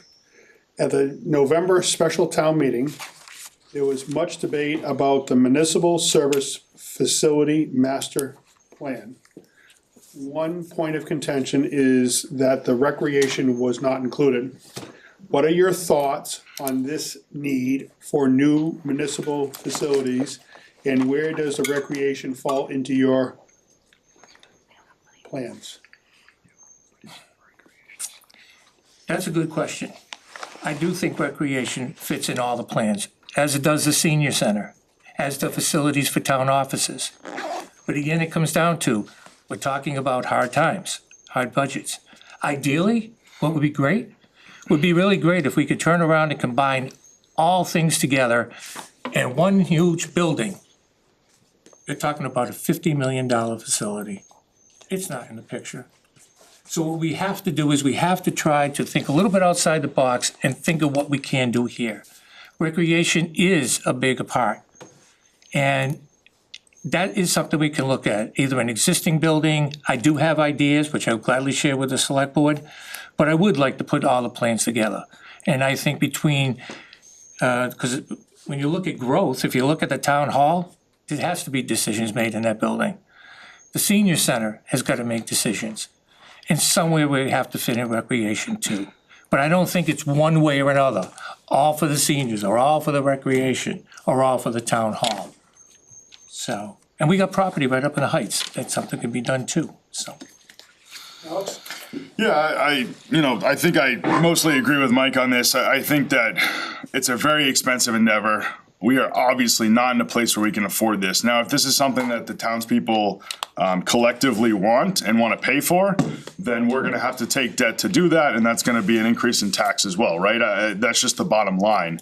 I think getting creative and looking for solutions for this that are not necessarily building a new building is something that we have to look at. We have to look at, is there space in recreation in towns like Paxton that we could share and use as well? Those are absolutely avenues, and I'm sure that some degree of that has happened. Can we do more?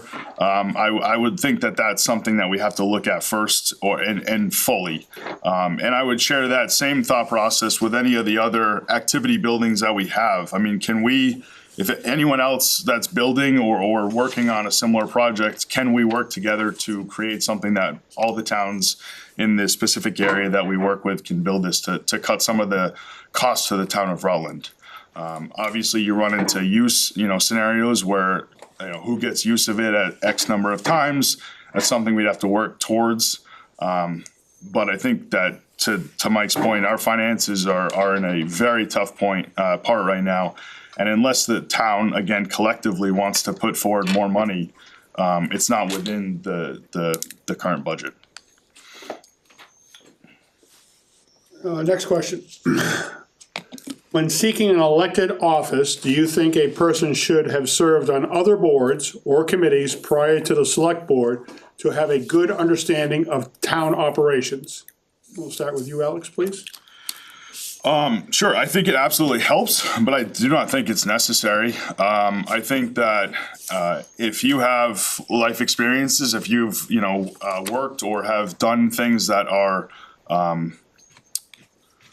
that can support what we're trying to do or what we need to do, I think it's very relevant. And I think that having a diverse board that is not necessarily all one type of person, especially, like we see on the finance committee, everyone on the finance committee has different backgrounds, different, ideologies, different thoughts. And I think that although we disagree a lot, is extremely helpful because you see all aspects of how people think in town, and you're getting that full breadth of input. I would love to see more townspeople at the finance committee meetings to give input from the town specifically, but I do feel like the members on that board give a good breadth of knowledge and experience from that.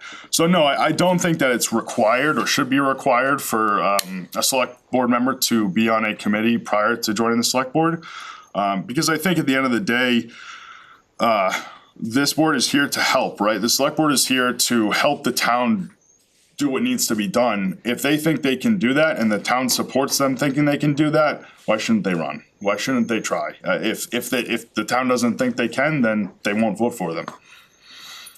Mike? I have to agree with Alex on this one. I don't think it's a necessity, but I do think it's a helpful tool.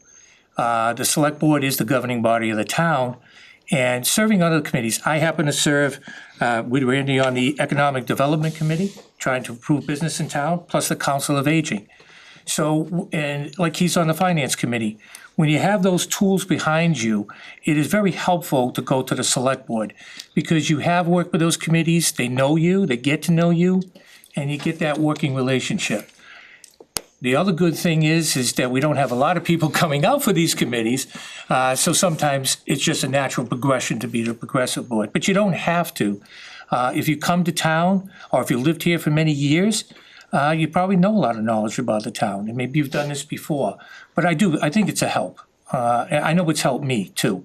I've gained a lot of knowledge in working with people, so it is very helpful. Okay. Next question. What plans or ideas do you have to improve town finances in a way that we are not taken advantage of by the Wachusett School District? I'm just reading the question that was here. And you get to go first, Mike. Thanks a lot. I really don't know how to, I mean, you repeat that question again? Yeah, what plans or ideas do you have to improve the town finances in a way that we are not taken advantage of by the Wachusett Regional School District? The question is, I get it. I don't, not really. Town finances are what they are because of what we got coming in. So specifically, when we've done overrides in the past, we've done it to help town services and potentially partially go to the schools. And what they're saying is the next year after that override, the entire override ends up going to the school. So they're saying, how do you help the town services without it going to the school? Well, then, okay, thinking of it, and I look at it that way, is that, again, we're at the mercy of the schools, is basically, I think, what you're saying. And we are. I mean, 60% or better of our budget comes from the schools. So not much we can do except refuse the school budget when it comes to that. Now, I did attend in Agawam, listening to the Education Committee. And again, of course, they dump it right to the legislature. So until we can change the school funding and better it the way it's set up right now, usually with the assessments, and it's the structure, and it's a long, complicated system, it isn't working, and it's hurting us. And until we can change that formula, a lot of what we want to do here, the schools just take back with their budgets. I wish things would go down. But again, to that, it's a tough answer on that one, really. But I mean, we can't just keep on having overrides to feed the school budget. It's just, there's got to be a means in there, I don't know way, but I don't think there's a change until the school formula changes. The only option we have is to have 2 towns reject the school budget. 2 towns reject the budget, it has to go back.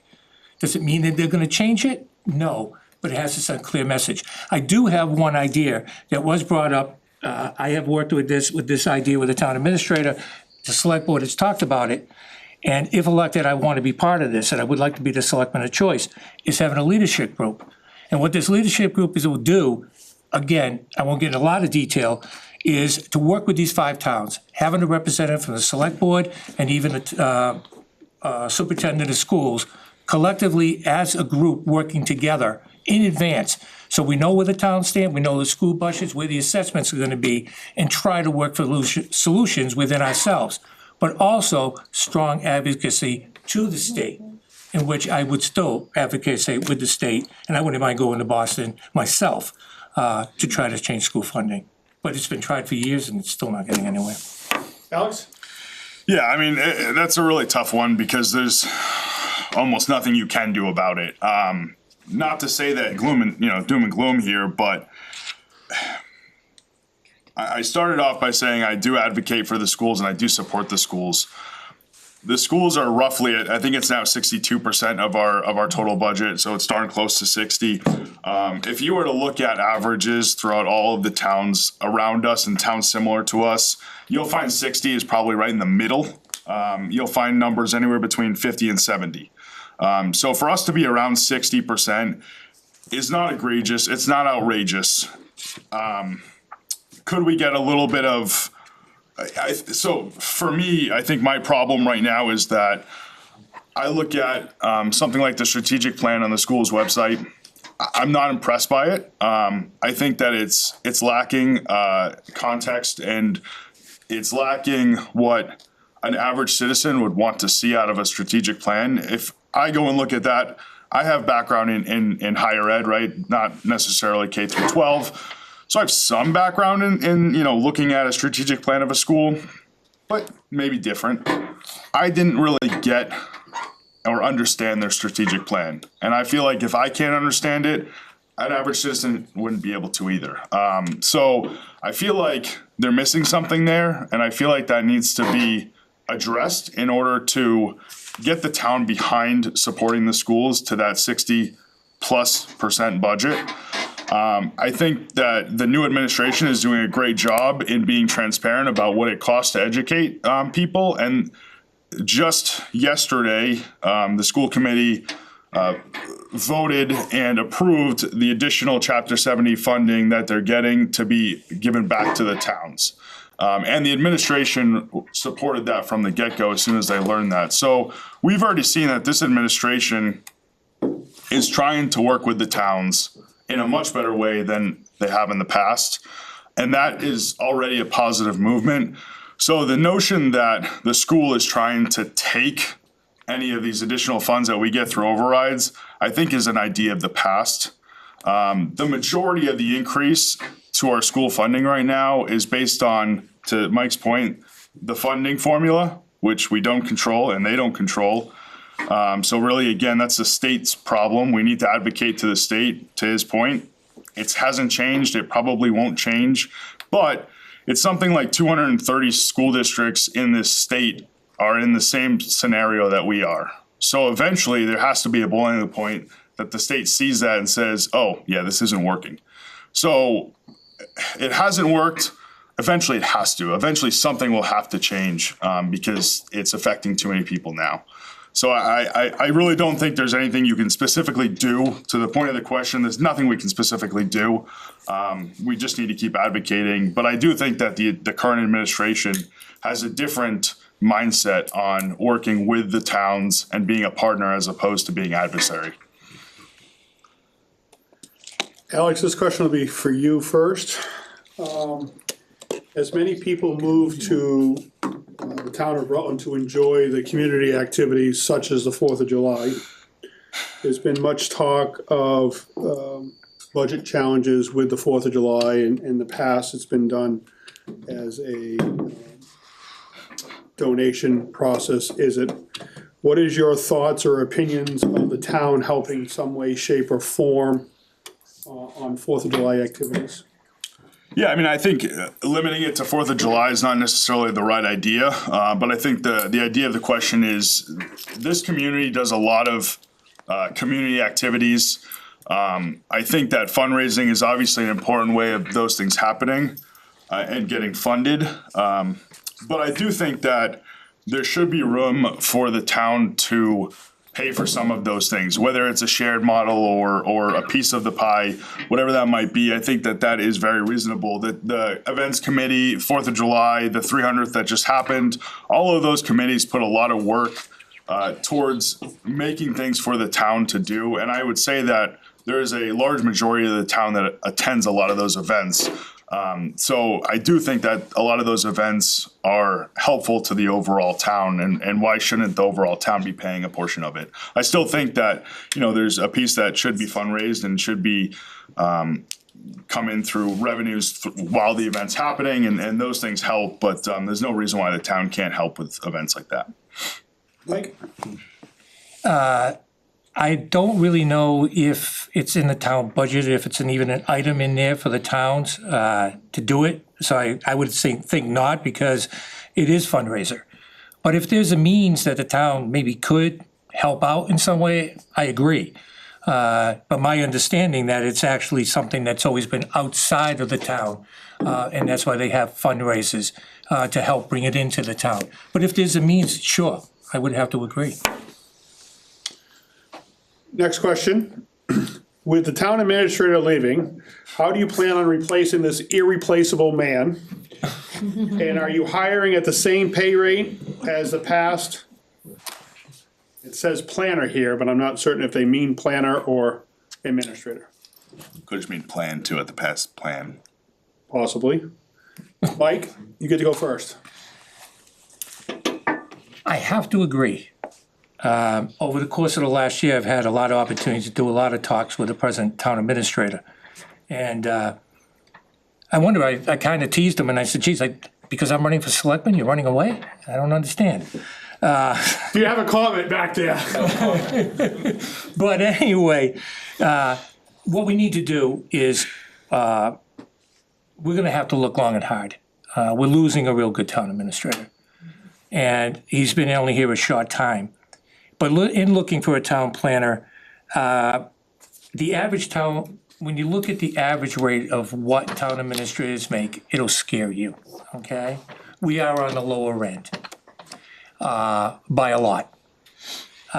So that's something that is gonna have to be discussed, and we're gonna have to be cautious for our own expenses, but we also don't want to lose a good person. I think that what we need to do is we need to definitely go outside the town of Rutland. I think that we should bring in like something like Pentagram or something in that will get the candidates for us. They can also do the interviews for us. But I think that I have some basic grounds that I would like to see for them. I would like to see at least a minimum of 3 years' experience as a town manager, not connected to the town. I would also like to see him as definitely as a chief, a CPO, which is a chief procurement officer. I think that qualification is very important, which our Pleasant town administrator has. So those were a lot of strong points. And again, those are a board decision, which, we'll all have to, if elected on the board, we're all gonna be sharing those ideas. I mean, those are some of my ideas of what I'm looking forward to.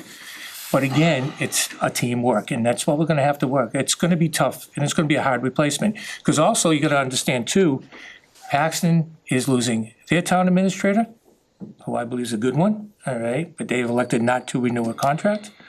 Barry is looking for a town administrator. And now we're looking for a town administrator. So it's not gonna be easy. We got a lot of work to do. Alex? Yeah, I'll definitely piggyback on that. I've worked with Austin now for quite some time. It feels like a long time being on the finance committee. We haven't always agreed on everything, and we've had plenty of disagreements, but it's been very, very largely positive. I think that he's made a lot of good changes to the way we do things in many manners that has increased our efficiency and ability to operate more smoothly and quickly, not quickly enough still in many cases, but I think a lot of improvements on efficiency and policy have been made. Still a long way to go, there's no doubt about that. I'm super sad to see him go. I made a similar joke, except I said, now that I'm running, you can't leave. A little bit of a different joke, but same vein. At that salary, can we get somebody? Maybe, but to Mike's point, you want a quality candidate. I think spending an extra, $10,000, $20,000 to get a quality candidate is not outside of the realm of possibilities. Yeah, probably. But Easy. It's hard to, when you look at comparables for our town as far as salaries and other comparables, we are a very unique town. So it is difficult to find a comparable, but to Mike's point, it's not a pretty sight no matter what you look at. I do think that we need to really review how we deal with town administrators from a department and a select board and a all committees aspect. We have now gone through, correct me if I'm wrong, I've seen 4 town administrators since I've been here, roughly. And that's only not even 5 years. Now, granted, one of those was interim, I get it, so there's a little bit of difference there. But that's a lot of people to go through in a short amount of time. What are we doing that is causing that much change? What are we doing right? What are we doing wrong? I think we really need to review that and make sure that we're supporting the town administrator in their role and making sure that they're able to do what they need to do. And getting behind them on the initiatives that we're setting. We're setting the policy to them, saying, here's our goals, here's what we want to happen. Let them do it and let them check back in with us and tell us how things are going. If things aren't going well, then they need to be addressed and we need to step in. But we need to let them do their job and we need to let them do it well and hire the right person to do that and trust that they're gonna do it. Again, trust but verify. Make sure they're doing it. I just want to add one thing to that. It's actually 8 town administrators in 10 years. 8. So when we go put the call out, they're gonna be looking at us and saying, why? Should I come to Rutland? If you're losing that many, and the last one you lost in 2 years, why? And we need to be prepared to answer that question. That's, I'm feeling you must know that answer. Okay. Let's try to do the questions through. I was just trying to clarify my question. Go ahead. I was just trying to get at if one, has the search started, because we've had so many people through such a short period of time. Has that search started, and also what are we doing as far as continuity through that transition? Are we gonna have one start working before Austin leaves? They're probably gonna want as much money as before. Like, how are we handling that search and that surge in potential expense? The first thing that we'll do, and the board will do, is put an interim in. And an interim comes in for about 3 to 6 month period of time. And what their job is really, usually it's a retired town administrator, or someone of that nature, someone with a lot of experience. And what they're here to do is hold us together while we can begin our search. And we'll reach out however we do it, however the board elects to do it, then we'll formulate that process. But they'll be here until, and their pay, it's really minor in comparison. I mean, it's not a full, I believe in, the town administrator can correct me if I'm wrong, it's not at a full salary that he would be. No, it's usually higher. It's higher. But not for the interim. No, it's usually, if you hire an interim. All right, so consultant, it's let's- gonna be higher. This was talked about at the last selectmen's meeting, so if you look at that, those answers can be done there. This isn't their place, because what Mike just said isn't necessarily all accurate and true in the last 8 town administrators. So why don't we move on to the next question? So the town administrator pay is not the only issue with our inability to keep our excellent TAs. Dealing with the constant overfunding and infighting is not ideal working conditions. 2.5 is not long enough to keep us up with rising costs and inflation. What is your plan to pay for the services with or without an override? And I forgot who we start with here. Alex, we're gonna start with you on this one. Sure. I 100% agree, and I think I've kind of already touched upon this subject a little bit. I think that it's extremely important that we make our employees as happy as we can, as far as paying them, right? Within reason, of course. This current cycle, we did on all non-union employees. They're not getting COLAs, cost of living increase, or any raises, step raises, or anything like that. That is something that will cause employees to leave. Maybe not this year, but we've done this now for many years, not necessarily in conjunction. It's been over the last 5 years, maybe we've done it 2 or 3 years out of the last, I don't remember the exact amount, but it's not good practice. To the points, we've talked about this many times, inflation has gone up over and over again. We've seen that finally, it's stabilized over the last year and a half, 2 years now to a degree. But during those periods of high inflation, we were giving our employees a 2% increase. 2% increase, 7% increase in inflation. We're not even coming close to keeping up with inflation. So I don't know, COLA doesn't mean anything at that point because it's not a cost of living increase, it's a pennies to the dollar increase. There's no doubt about it that losing an employee costs more than giving them a raise. There's statistics out there. You could find probably any number if you search for it.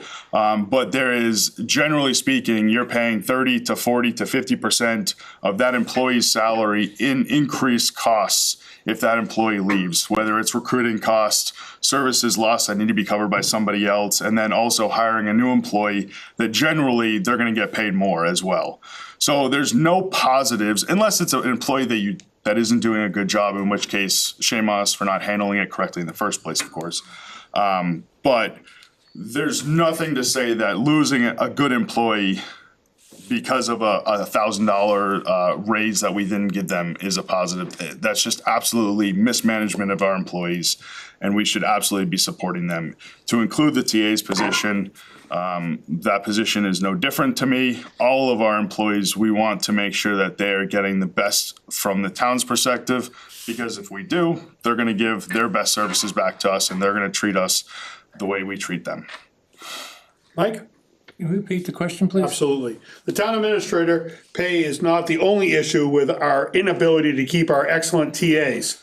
Dealing with the constant underfunding and infighting, it is not ideal working conditions. 2.5 is not long enough to keep up with the rising cost of inflation. What is your plan to pay for these services with or without an override? That's a tough question. Again, you have to look at all the numbers and see where we stand.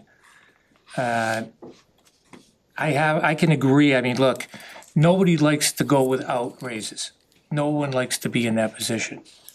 But in our areas and what we do, you have contractual items, things that you can't avoid. I mean, if you're under a contract to get a raise, you gotta get a raise. And unfortunately, those not under a contract are hurt, and they don't get their COLAs. Nobody likes it. But you have to work the numbers and see what you can do. And without actually seeing all the numbers, it's hard to make that decision. I've been there, and I know how much it hurts. But what I don't like is when, in a situation like we had this time, when you had a situation where they level funded everybody, but they left probably the second most important person out of the budget. They didn't want to give him the money. They wanted to give it from the planning, from that was the town planner. And I'm not trying to open another can of worms, but at least they should have turned around and put him back. not rely on the planning board. I don't think it's their responsibility. I do think it was the select board. It wasn't, and it was not a unanimous decision not to do it, but it should have been done. I mean, if you're gonna level fund everybody else, he should have burned up for that $21,000, and I think it was in the cash fund. And I believe the finance committee actually, yesterday agreed on that, if I'm not mistaken. I could be wrong. Yeah, we are planning to make an amendment on the town floor, Oh, okay, so- nothing's happened yet, but there will be an amendment on the town floor. So, and you have to think like that, and you have to work together. It's not easy decisions. It really isn't. And I like to say everybody get everything. I mean, maybe somebody will drop $10 million on us or something, and we'll just be able to pass it out and make everybody happy at it. I don't know why you looked at me, I said I don't have any money. Well, no, that's right. You still got your two, I raised my kids, that's right. You don't have any, Bob. Next question, Mike, we'll start with you. What is your opinion on the proposed changes to and how the finance committee is appointed? Do you want to keep it the same or make changes? Well, presently, it's appointed by the town moderator, correct? I really don't see an issue with it. The town moderator, Randy, he's in the room, so I gotta speak nice. He's also the chairman of the EDC, I have to speak nice, but no, seriously, I don't really see anything wrong with it. Randy does a real good job because he gets the names of the people. They're not knocking down the door to serve on any committee. And it's hard to find qualified candidates. But when he gets names, Randy actually goes out, interviews these people, and submits the names to the board. What more can you ask? I really don't see a change. I don't really think it's necessary. And I praise him for the word. And we've got people on this finance committee that have been there a number of years that are doing a hell of a job, and he appointed them. So I agree it should stay just the way it is. Alex? So, I have a few comments. I don't have an issue with the way it is now, per se. I think there can be improvements made to it. But I'm actually a pretty hard advocate that the select board should have no say in who's on the finance committee. When the bylaw was changed, I believe it was last year, I had advocated against the select board even affirming the people on the finance committee, because to me, the two committees should be separated. I mean, that's separation of power. To me, that's an important thing. So I really don't know why the select board still affirms them. I think it's a mistake. But it is how our bylaw is now, and the proposal that the moderator is talking about would not change that and would actually have the select board be more involved in the process of choosing the finance committee members. I don't think that's a good thing. I think I made that clear. I think there is room for meeting in the middle somewhere. One of the suggestions in that change was having some sort of a small committee appoint some of the members. If we wanted to have one, two, or a number of the committee members voted in by some other committee that made up of whoever, I think that's a reasonable thought process. I'm not against it. I don't necessarily, I think I agree with Mike to a degree. It's not necessary because and I've said it before during this conversation tonight, that I think that the finance committee, we're not perfect, right? But there is a good separation of personalities, experiences, town backgrounds on that committee. Is there room for new people on that? Absolutely. And if I come off of it, there will be room. I think that the term limit piece of that is a tough one. I believe it said a term limit of 2 terms. I will be completely transparent. The first 3 years you're on that committee, you're just learning. The second 3 years is when you're taking what you've learned and putting it into action and really getting into it. And maybe that's 2 years for some people, and whatever the case might be. A 2-term limit I don't think is realistic, because that first term is just not it's not gonna help. Maybe a 3-term limit so that you have 3 years to learn and then you serve for 6 of actual getting the job done, I think is realistic. But I would advocate against a 2-term limit for that. I think that's it. Randy, comment? Just one comment. He brought up a good point with term limits. I have to agree on the term limits. And there's another reason behind that. If you're gonna have term limits on the finance committee, you're gonna start having them on all committees, because you can't have it on one, you're gonna have it on all. And we already have enough issues with trying to get people into the committees. So I think it's very important that, I don't believe in the term limits. And we need time on these points, and the finance committee is a very important position. And actually on anyone, you're learning, the first couple of years, it's tough. Because you want to you want to learn, you want to get your feet wet, but it's a dangerous precedence. If we had people lined up other doors, that's fine, but the other thing is, the second part is, you're gonna have to do it for all committees. And there's a lot of important people and hardworking people on all committees. No, I was just gonna talk to what he just said about people there's not people lining up for all these committees. You know, if we had more people in town that were interested in joining these committees, then possibly term limits make sense more. But we need to make sure we're getting people on these committees and getting participation in these. So anything that makes it harder to be on a committee or stay on a committee, it's a tough precedent to set, to Mike's point. Next question, we're gonna start with you, Alex. We have run on financial fumes for the past 30 years.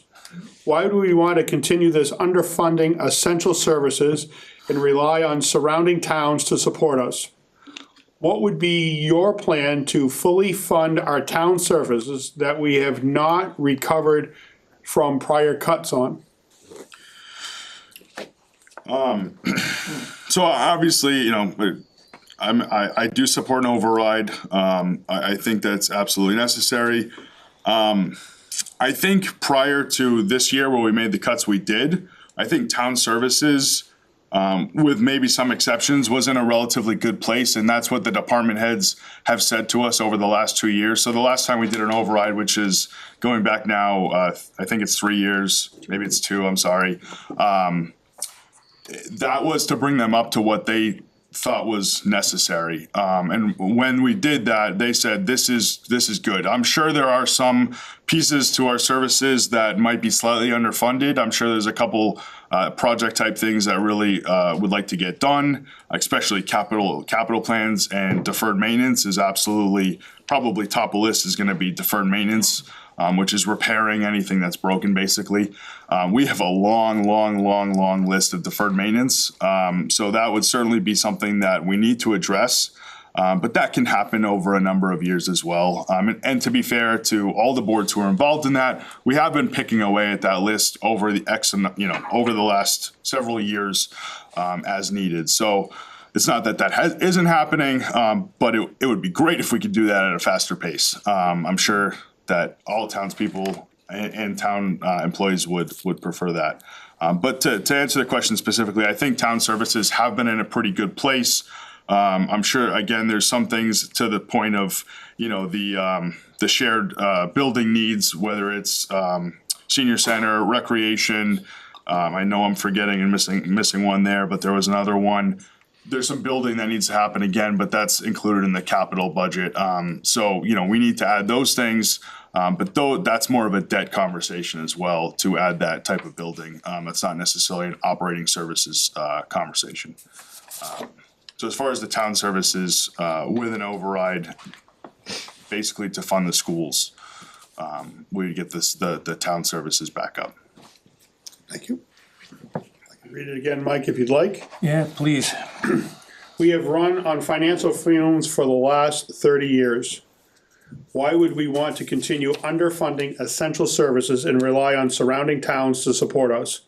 What would be your plan to fully fund our town services that have not been recovered from prior cuts?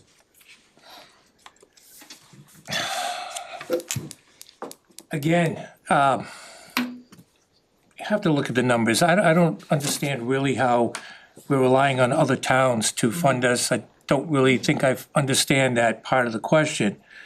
I think our services are in good shape. Maybe not the best, maybe we'd like more, but more is not necessarily better at times. They keep on talking about overrides and overrides. These are discussions going forward. We managed to get through this year. unfortunately using a lot of free cash. We have to look at continued revenues, where the revenues are coming from. Inflation is inflation. There's gonna be good times and there's gonna be bad times. There's not an easy answer to any of these questions. None. I wish I had a crystal ball and I could tell you. I wish I could tell you that we're gonna have a lot of money next year, and I wish I could tell you that we're not. I don't know. And that's why, again, the select board has to work together. I can't emphasize it enough. I could scream here and say, override, let's do this, let's do this. These people can't do this thing right. I'm not gonna pick on anybody. And I use that work together, all right? Disagreements can come to solutions.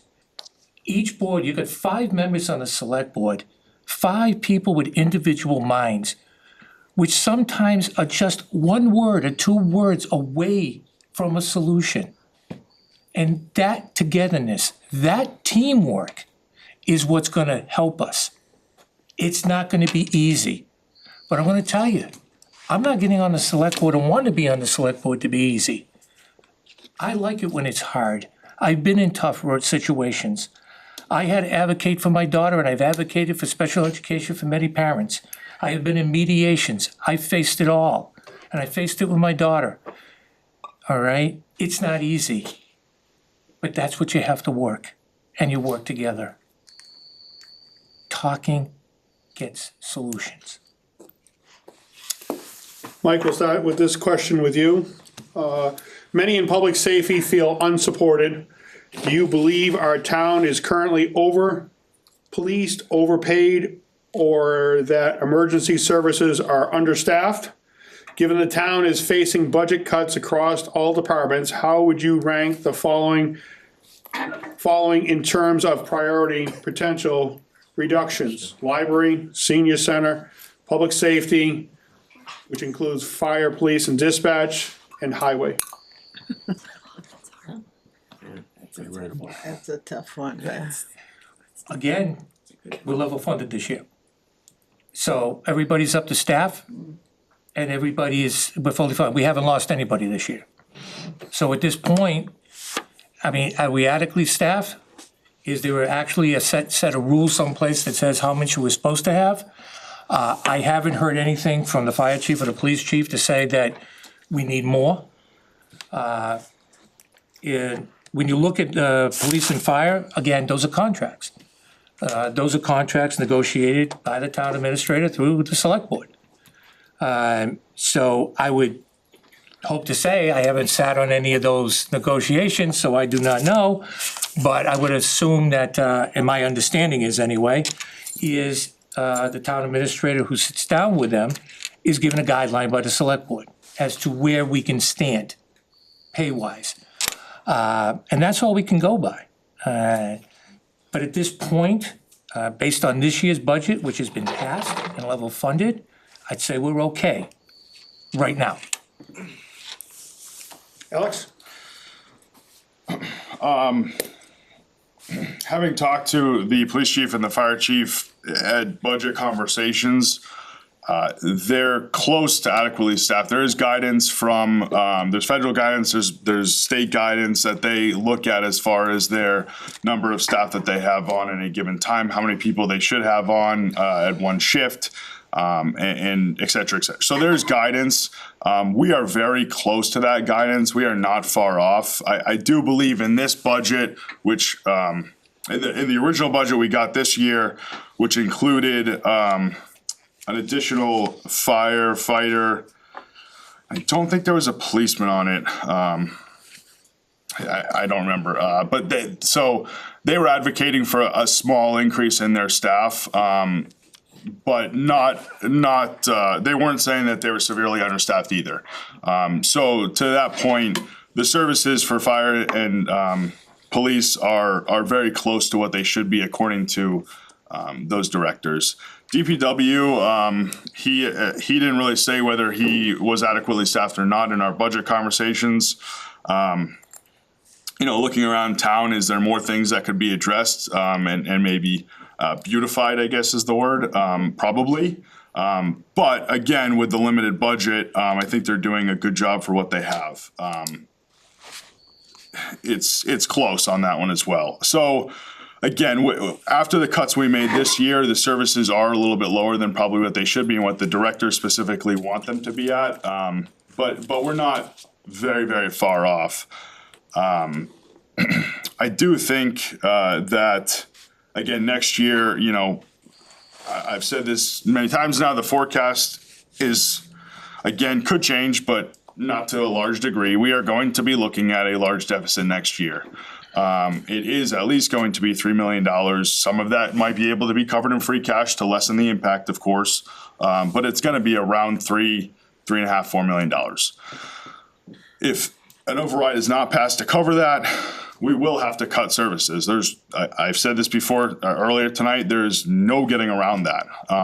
We need an override in order to continue the services that we are currently getting. And one of the conversations that I've had with the town administrator to get exact numbers on these things, the services that we as a town have that are not, I'll call it normal town services, because you know we have some things that are happening that other towns might not. For instance, 24-hour ambulance services, not all towns have that, right? Our library is open on the weekends. I don't know if they're open all weekends, but they're open on the weekends to some degree. Not all towns have that. If you were to add up the total cost of those things that are not considered normal town operations, it's a small dollar figure. So for us to say like, well, let's just get rid of what's not absolutely necessary, you're not going to cut on enough to cut that budget. You know, a couple of the items that were brought up by this question was if you cut, I think there was 5 items. If you cut all of those things and leave fire and police, you're not even coming up to $1 million. So even if we cut those things, it doesn't matter. It's not going to solve this problem. Again, there's some things that we can do to mitigate pieces of it. And that is why the number of the override, the number that goes along with that override could be different than that $3.5, $4 million override. But there's no doubt in my mind that an override is needed. Period. Alex, we'll start this next question with you. Obviously, we've talked a lot about it tonight already. Other than the budget, what are some of your priorities if you become select person? Yeah, so I mean, I think looking at efficiencies throughout the town and the way the town does business as a whole, whether that means services, how we deal with committees, how we deal with all pieces of everything that a town does. Efficiency is a huge game right now. Out in the corporate world, all you hear about is improving efficiencies. You know, I'll say AI specifically is a thing you hear about all the time in corporate now. That's not necessarily something that's going to change our town, right? But things like that and things similar to those ideas and creating efficiencies to better the town and better the way that we're able to address people's problems is definitely the road. I think is top priority for me. That will also come along with savings, right? If you create efficiencies, things just cost less money to do. If we don't cut the costs, maybe services, the level of services goes up as well. And I did give credit to Austin and the department heads that we've been pushing in that direction. But again, I think there's a lot of space to go. I think regionalizing some positions, again, is a priority in looking into that to me. It was brought up that the Paxton town administrator is leaving as well. Maybe that's something we look at as far as increasing the pot of money that we have to go look for a town administrator and getting a regionalized town administrator. I don't know what that means as far as how they can allocate their time, but that's a type of thing that regionalization and working as a team with the towns around us might allow us to save some dollars on our tax levy. Again, I don't think it changes the fact that we need an override, but it might lessen that impact. Mike? I have to agree on really mostly all of that. I think that being more efficient and trying to find ways of being more efficient and more transparent. I think we need to be a lot more transparent with the citizens of Rutland. I think they need to know what's going on. I don't think they should be afraid to ask questions of us. I know in the last month or so, I have reached out to many. Many of you heard from me. And I've got responses. And that's what we need. I think communication communication amongst all the committees and all the boards should be communicating with each other. I would like to see especially when you have the finance committee, the planning board, even the EDC, to have a select board member attend those meetings, not as a voting member, but to be there so that if an issue comes up, that they need to ask a question, they can go to that select board member, and it doesn't have to be the same one. It could be a different one going to these different committees or having assigned, through the chair as assigned by the chair of the select board. And allowing to do this, if there's an issue that comes up, they can bring it to the chair and get it on the next agenda. So it can be discussed, and discussed quickly, and not something that has to wait a long period of time, or sit and dwell for a month or two. And this way the board can bring it up, they can discuss it. If it needs further discussion, they can table it. So I think communication is a big thing. And again, the outreach and working with other towns and together, we're all a one big team. It's teamwork. Yeah, I think to Mike's point, communication is key. I think, one of the things you just brought up was a select board member being at meetings. While that's great, not everyone has the time to do that. I do not. I'll be completely honest. I am going to do what I need to do, and I will be there to do everything that I can do, and I plan on helping and giving all the time I can. But there's no doubt in my mind that I'm going to have limited time to go to additional meetings all the time. I think that in his specific example, and I get that I'm picking on his specific example, and there's value in what he said, but a select board member being at a meeting to bring back the idea to the select board, that's an email. We don't need to spend 2 hours at a meeting to have an email. Let's be efficient. Let's make sense and make the best use of everyone's time. Excuse me, just one question. Also, though, if you're there and you're present, there are questions you may be able to answer. I know we have done that with having a board member at the EDC more than once. We have relied on the select board man as a question. And it is beneficial to the committees. That's all. Teamwork.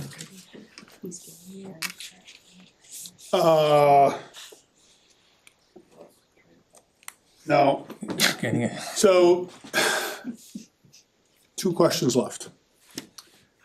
So, it's past my bedtime. I was gonna say, man, it's getting close to 10. So, I want you both, and Mike is gonna go first, of your agricultural favorite pastime.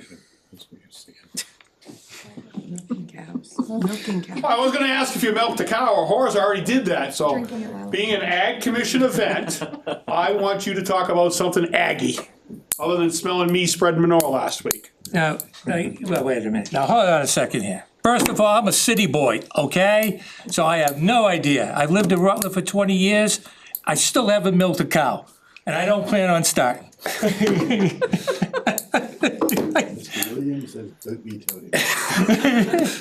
Alex, you got a better story than that?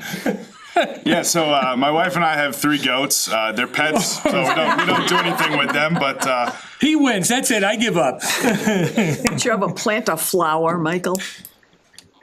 Tomato plants, that counts. does that count? Does a tomato plant count? I don't know, I'm a city boy, so I mean, when you talk agricultural, I don't know, I mean, Are you gonna- I let my wife do all the planting. She said, can I bring her? I mean, she was here, she can tell you.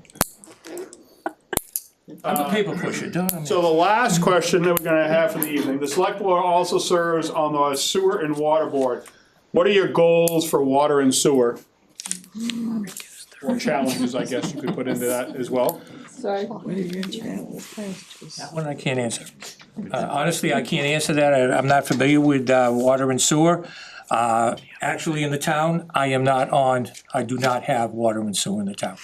We have our own private water, so that is something that I would have to, who'd you say, could you repeat the question again, so I could just answer it quickly? Go ahead, please.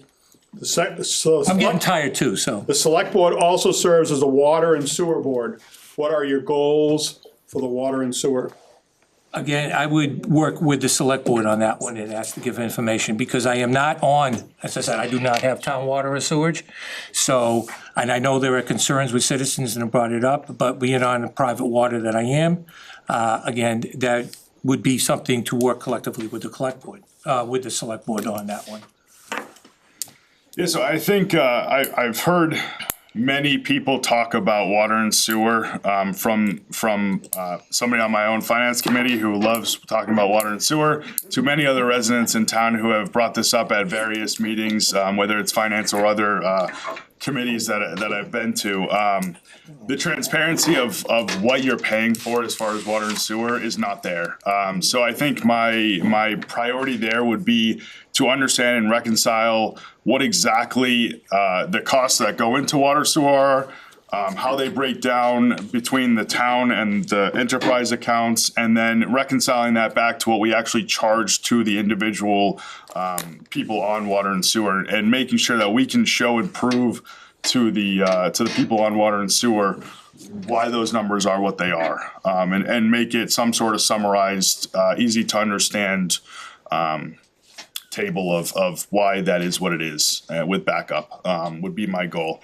Probably something I should have already done at this point on the finance committee, to be honest, but I haven't. So, but that would be my answer. Thank you. So,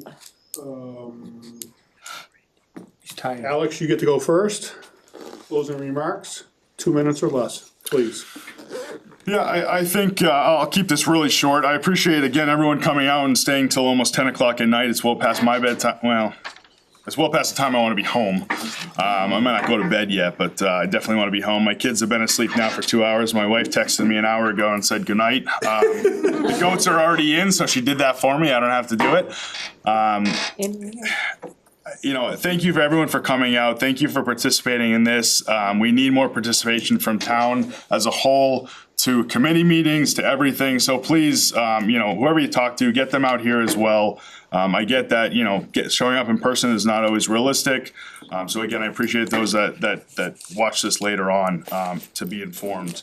As somebody who, prior to moving to Rutland, was not informed of what was going on and never really engaged in the town and what's going on, I'm happy to say that I'm doing it now, and it's because I haven't felt like I was home until I moved here. So now I care about it, right? It's a different mindset. It's a different feeling. I want this town to work. I want this town to thrive, and I want this town to be the best town that we can be. We're a very unique town. Rutland is different than many other communities. I've lived in a lot of different towns at this point. For as young as I am, I've lived in many places, and it's a great town. We need to make it work. To Mike's point, he said this many times tonight, we need to make it work for everyone. And we need to listen to everyone, consider everyone's thoughts, and move forward. I will say, though, that the future is the children. If they're not getting a good education, we're failing our future, and not just my kids, right? I'm not failing my kids, I'm failing everyone's kids by not supporting the schools. So that's why I advocate and think that that's extremely important. But as I've said, I want to consider everyone, and I want it to work for everyone. I think there's ways that we can raise more money in this town through an override, but still take care of those that can't afford it. I think there's means to that. Mike alluded to that as well. That there are ways that we can make that happen and work. Unfortunately, it's more difficult, but I'm willing to do it. I've already said I don't have money, so I'm willing to put some more money into it. Probably gonna have to go do some consulting work or something like that on the side to afford it. It is what it is. I'm willing to put that forward and to do that extra work. So I hope others are too. That can do it. Frankly, not everyone can. I get it. I want this town to thrive. I think we need an override. I've said that many times, and there's no doubt in my mind that that's the direction that we have to go. I really hope that we can get back to a point where 2.5 or something, to Mike's point, maybe it's 3, something like that works for this town. I really hope that's possible, because I don't like paying more in taxes than anyone else, right? I mean, I pay it too if an override happens. I don't want to do that either. But I do feel like I have to. I'll leave it at that. Mike? First, I want to thank the Ad Commission for hosting this and Randy for moderating it. You still can't say my last name, can you? Can you please say it one? No, I guess not. Final words. I think my opening remarks said it all, but I'll leave you with this message. I am here for all of you. I will listen to your words. I will hear what you say and do my best. And I'll end it by simply saying this. As you drive through the center of town, I want you to look across the street up on a hill where I have my name up there. But I want you to concentrate on the bottom, where it says fairness, common sense, and accountability. That's what I believe. And that's what I want to strive for, collectively, as a team. And I hope you believe the same. And if you do, I hope and hope you consider voting me on May 12th. Thank you, and thank you for being here. I'd like to thank everybody for coming tonight. Great turnout. Thanks for staying later than I anticipated, but I thought it was good that we stayed because we had a lot of good questions in front of us. I encourage you to go to the annual town meeting, which is on May 10th at Glenwood School at 6 o'clock, I believe. And May 12th, which is a Monday, will be election day that we're voting for these candidates that we heard tonight talk. Ad Commission would like to thank you.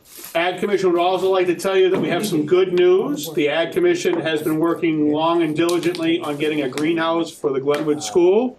And that has arrived back in town, and we're doing some last minute touches on it. And it will be at the Glenwood School here very shortly for that. So that's a positive, growing experience. So Mike can go over there and plant something maybe. And if any of you, putting on my other hat as town moderator, if any of you would like to consider running on the Finance Committee, please reach out to me, Vera, town administrator.